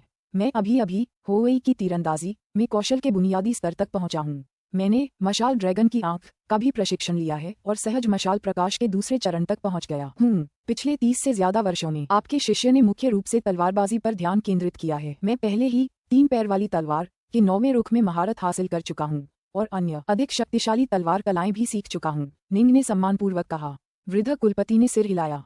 अब आपके पास कई क्षमताएं हैं। ये कहा जा सकता है कि जब आप पहली बार पहाड़ पर आए थे तब की तुलना में आप बिल्कुल अलग व्यक्ति हैं। आपके वर्तमान स्तर पर माउंट इनहॉट पर बने रहने से अब आपको पहले जितना फायदा नहीं होगा। अब आपको वास्तविक दुनिया में खुद को संयमित करना होगा ताकि आप अपने आगामी दिव्य क्लेश के लिए तैयार हो सकें। आपकी क्षमताओं को देखते हुए और ये देखते हुए कि आपके पास भाई थरीलाइव्स की विरासत है, आपका दिव्य क्लेश निश्चित रूप से असाधारण होगा। ये बहुत बहुत कठिन होगा। तुम्हारे शिष्य को सावधान रहना याद रखना चाहिए। निंग को ज्ञान हो गया और जैसा उसने सोचा था वैसा ही हुआ। अब उसके लिए अपने गुरु का संरक्षण छोड़ने का समय आ गया था। अब तुम्हारे जाने का समय हो गया है। वृद्ध कुलपति ने निंग की ओर देखा। मैंने एक बार कहा था कि जब तुम मेरी शरण छोड़ोगे तो मैं तुम्हें 2 बड़े उपहार दूंगा। निंग को तुरंत ही जिज्ञासा महसूस हुई। जब से तुमने मेरी शरण में प्रवेश किया है मैं अक्सर तुम्हें देखता था। तुम्हारी समझने की क्षमता, तुम्हारी प्रतिभा, तुम्हारी आदतों का मूल्यांकन करता था। ये सब तुम्हारे लिए एक पूरी तरह से अद्वितीय दिव्य क्षमता विकसित करने के लिए था, जिसे 9 स्वर्गों की अस्पष्ट हवा के रूप में जाना जाता है, पुराने कुलपति ने कहा। निंग बहुत खुश हुआ। ये तो सिर्फ उसके लिए ही बनाया गया था। निंग को इस समय एक बचाव क्षमता की सख्त जरूरत थी। अगर उसे कोई अच्छी तकनीक नहीं मिलती तो वह दिव्य महल से किसी बचाव तकनीक को अपनाने की तैयारी कर रहा था, लेकिन अचानक उसके गुरु ने उसके लिए ये सब तैयार कर लिया था और एक ऐसी बचाव क्षमता विकसित कर ली थी जो निंग के लिए बिल्कुल उपयुक्त थी। आखिरकार तुम एक इंसान हो। अगर तुम्हें किसी और तरह की बचाव क्षमता का प्रशिक्षण लेना है तो तुम्हारे लिए उनमें शिखर तक पहुंचना मुश्किल होगा। अगर मैं तुम्हें गरुड़ के पंख भी दे दूं जिससे तुम्हारी पवन पंख बचाव क्षमता उत्पन्न होती है तो भी तुम उस स्तर तक कभी नहीं पहुंच पाओगे जिस तक महान रॉक पहुंचे थे, वृद्ध कुलपति ने समझाया। सर्वश्रेष्ठ कौशल वह है जो तुम्हारे लिए सबसे उपयुक्त हो। ये तकनीक 9 स्वर्गों की अस्पष्ट वायु जब चरम शिखर तक प्रशिक्षित की जाती है। हालांकि यह गरुड़ के पंखों पर पूर्ण महारत जितनी अच्छी नहीं हो सकती, लेकिन यह उससे बहुत दूर नहीं है। तुम एक ही गति में 90,000 किलोमीटर चल पाओगे। 1 अफसोस ये सुन वुकोंग के कलाबाजी बादल जितना तेज नहीं है जिससे वह एक ही कलाबाजी में 108,000 किलोमीटर चल सकता था। एक ही बार में 90,000 किलोमीटर। निंग बेहद खुश हुआ। 90,000 किलोमीटर, यह एक आश्चर्यजनक गति थी। यह वह दिव्य क्षमता है जो मैंने तुम्हारे लिए तैयार की है। भविष्य में जब तुम्हें अपनी अंतर्दृष्टि प्राप्त होगी तो शायद तुम इसे और भी निखार सकोगे, जिससे तुम और भी तेजी से आगे बढ़ सकोगे। हालांकि ये तुम पर निर्भर करेगा, वृद्ध कुलपति ने कहा। निंग ने सिर हिलाया। एक ऐसी चकमा देने वाली क्षमता जिसे कुलपिता सुभूति ने स्वयं विकसित किया था। संभवतः निंग के लिए उसमें सुधार करना कठिन होगा, यहाँ तक कि स्वर्ग के देवता बनने के बाद भी। इसे सुधारना बहुत ही दूर की बात होगी। मैं देख सकता हूँ कि भविष्य में तुम एक तलवार अमर बनोगे, लेकिन किसी भी वास्तविक दुर्जेय तलवार अमर को एक शक्तिशाली तलवार संरचना की आवश्यकता होती है, वृद्ध कुलपति ने कहा। तथाकथित हेवनरेकर तलवार संरचना वास्तव में दावफादर हेवनरेक द्वारा अपने शिष्यों को सिखाने के लिए इस्तेमाल की गई थी।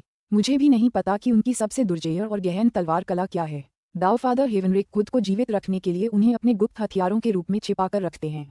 निंग ने सिर हिलाया। आपकी लघु सहस्त्र तलवार संरचना संख्या की श्रेष्ठता पर निर्भर करते हुए अनेक खजानों के उपयोग पर निर्भर करती है।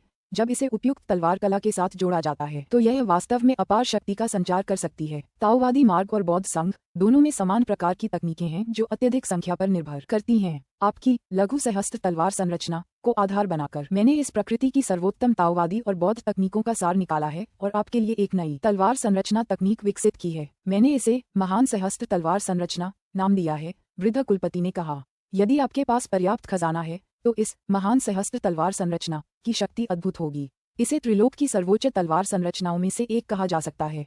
शुक्रिया गुरु। निंग उत्साहित भी था और खुश भी। 9 स्वर्गों की ओझल हवा, बचाव तकनीक, महान 1000 तलवारों का गठन, तलवार निर्माण तकनीक।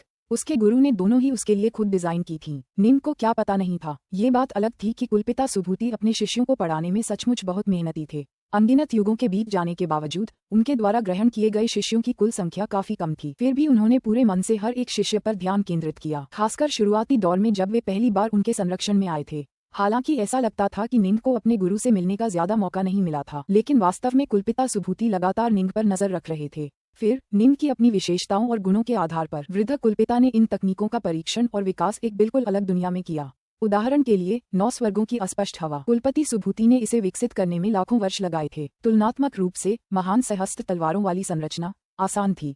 आखिरकार इस प्रकार की संरचना तो बस विशाल खजानों के इर्द गिर्द केंद्रित थी। कुलपिता सुभूति ने इसे विकसित करने में केवल 1000 वर्ष लगाए थे। इस दूसरी दुनिया में समय का प्रवाह अलग था, इसीलिए पैट्रियार्क इन दोनों तकनीकों को अब सामने ला पाए। आगे बढ़ो, वृद्ध कुलपति ने निर्देश दिया। निंग जल्दी से आगे बढ़ा और वृद्ध पादरी के सामने चला गया। वृद्ध पादरी ने निंग के माथे के बीचों बीच थपथपाया। तुरंत ही निंग के मस्तिष्क में बड़ी मात्रा में जानकारी भर गई। जब तक निंग को होश आया तब तक 9 स्वर्गों की अस्पष्ट हवा और महान 1000 तलवारों का समूह उसके दिमाग में मजबूती से अंकित हो चुके थे। ठीक है, अब जाने का समय हो गया है, वृद्ध कुलपति ने कहा। गुरुजी, निंग ने आदरपूर्वक कहा। आपका शिष्य भी कमल के रहस्यों पर ध्यान करना चाहता है। मैं दिव्य महल की यात्रा करना चाहता हूँ और कमल की तकनीकों पर कुछ नियमावली प्राप्त करना चाहता हूँ। वृद्ध कुलपति ने हाथ हिलाया और उसमें से एक बांस की किताब प्रकट हुई। उन्होंने उसे निंग को दे दिया। ये कमल की तकनीकों का एक संग्रह है जो मुझे संयोग से प्राप्त हुआ है।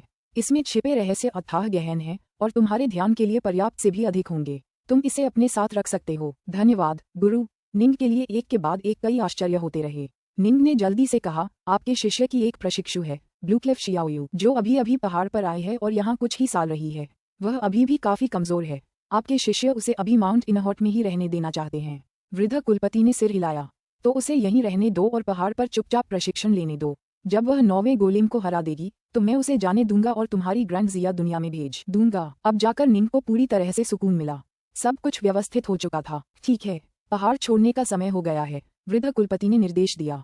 याद रखना, मेरी अनुमति के बिना तुम यह नहीं कह सकते कि तुम मेरे शिष्य हो, वरना अपने गुरु को दोष मत देना कि उन्होंने तुम पर दया नहीं दिखाई। जब मैं तुम्हें वापस बुलाऊंगा तभी तुम इनहॉट पर्वत पर लौट सकोगे। हाँ, निंग ने सम्मानपूर्वक कहा। तीनों लोग अब गुप्त अशांत अंतर्धाराओं से भरे हुए हैं। यहाँ तक कि मैं, तुम्हारा स्वामी, भी नष्ट हो सकता हूँ। तुम्हें सावधान रहना होगा। तुम्हें ज्यादा जल्दबाजी नहीं करनी है और अपने लिए कोई मुसीबत मोल नहीं लेनी है, वृद्ध कुलपति ने कहा। निंग का दिल एकदम से कांप उठा। क्या तीनों लोग गुप्त अशांत अंतर्धाराओं से भरे हुए थे? उसका स्वामी भी नष्ट हो सकता था? फिर उसके जैसा कोई एक कनिष्ठ व्यक्ति जो दिव्य अमर भी नहीं था कैसे बच सकता था? बूढ़े पादरी ने अपनी आस्तीन लहराई। चाहे भाग्य हो या विपत्ति, तुम खुद ही सब कुछ अपने ऊपर ले लोगे और किसी और को दोष देने या धन्यवाद देने का कोई कारण नहीं होगा। अब जाओ। निंग आदरपूर्वक घुटनों के बल गिर पड़ा, अपना सिर जमीन पर टिकाया और 9 बार भारी दंडवत प्रणाम किया। आपका शिष्य अब जा रहा है। गुरु, अपना ध्यान रखना। उसके गुरु ने सचमुच उसके लिए काफी मेहनत की थी। 9 स्वर्गों की अस्पष्ट वायु और महान सहस्त्र तलवारों की संरचना, दोनों ही त्रिलोक की सर्वोच्च तकनीकें थीं। यहाँ तक कि दावफादर भी इस स्तर की तकनीकें यूं ही नहीं बना सकते थे। हालांकि उसके गुरु ने इसे स्पष्ट रूप से नहीं बताया था। निंग कल्पना कर सकता था कि इन तकनीकों को विकसित करने के लिए उसके गुरु ने कितना भारी प्रयास किया होगा। निंग स्वाभाविक रूप से इस दयालुता की स्मृति को अपने दिल में उकेर लेगा। इसके अलावा माउंट इनहॉट पर बिताए 30 से ज्यादा साल उसके जीवन के सबसे शांतिपूर्ण साल थे। वो साल जब उसने सचमुच मजबूती से अपनी नींव जमा ली थी। पहाड़ छोड़ने के बाद जैसा उसके गुरु ने कहा था वैसा ही होगा। चूंकि तीनों लोग खतरनाक अंतर्धाराओं से भरे हुए थे, इसलिए उसके लिए फिर से वैसी शांति पाना शायद मुश्किल होगा। निंग के जाने के बाद ताओवादी मठ में एक और व्यक्ति प्रकट हुआ। वह दूसरा शिष्य क्रेजी जी था। मास्टर, क्रेजी जी ने निंग को जाते हुए देखा, फिर आह भरी। मेरा ये कनिष्ठ प्रशिक्षु भाई वास्तव में गहरी भावनाओं वाला व्यक्ति है। दुर्भाग्य से वह गलत समय पर पैदा हुआ। वृद्ध कुलपति ने सिर हिलाया। जब तुम में से ज्यादातर लोग बड़े हो रहे थे तब मैं तुम्हारी रक्षा कर पाया था, लेकिन वह ऐसे युग में बड़ा होगा जब तीनों लोकों पर एक महाविपत्ति आने वाली है। तीनों लोग पहले से ही कई खतरनाक अंतर्धाराओं से भरे हुए हैं, और यह विपत्ति उस विपत्ति से भी ज्यादा भयानक साबित हो सकती है जिसने पंगु की दुनिया को तहस नहस कर दिया था। क्या? क्रेजी जी का चेहरा तुरंत बदल गया। नुवा बहुत पहले ही चली गई है और अंतहीन आदिम अराजकता में प्रवेश कर गई है। अनगिनत वर्षों के बीत जाने के बावजूद वह कभी वापस नहीं लौटी, वृद्ध कुलपति ने कहा। जब नुवा मौजूद थी तब तीनों लोकों का अंततः स्थायीकरण हुआ और पुनर्जन्म के 6 मार्ग स्थापित हुए।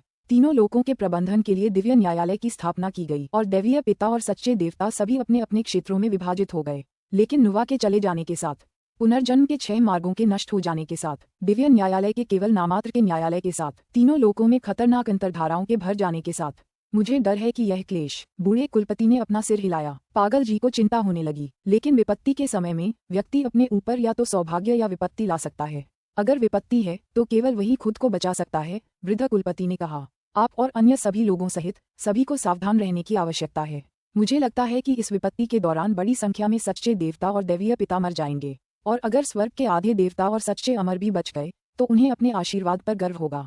अगर आप किसी खतरे का सामना करते हैं तो हो सकता है कि मैं आपकी रक्षा न कर सकूं। आपका शिष्य याद रखेगा और सावधान रहेगा, क्रेजी जी ने आदरपूर्वक कहा।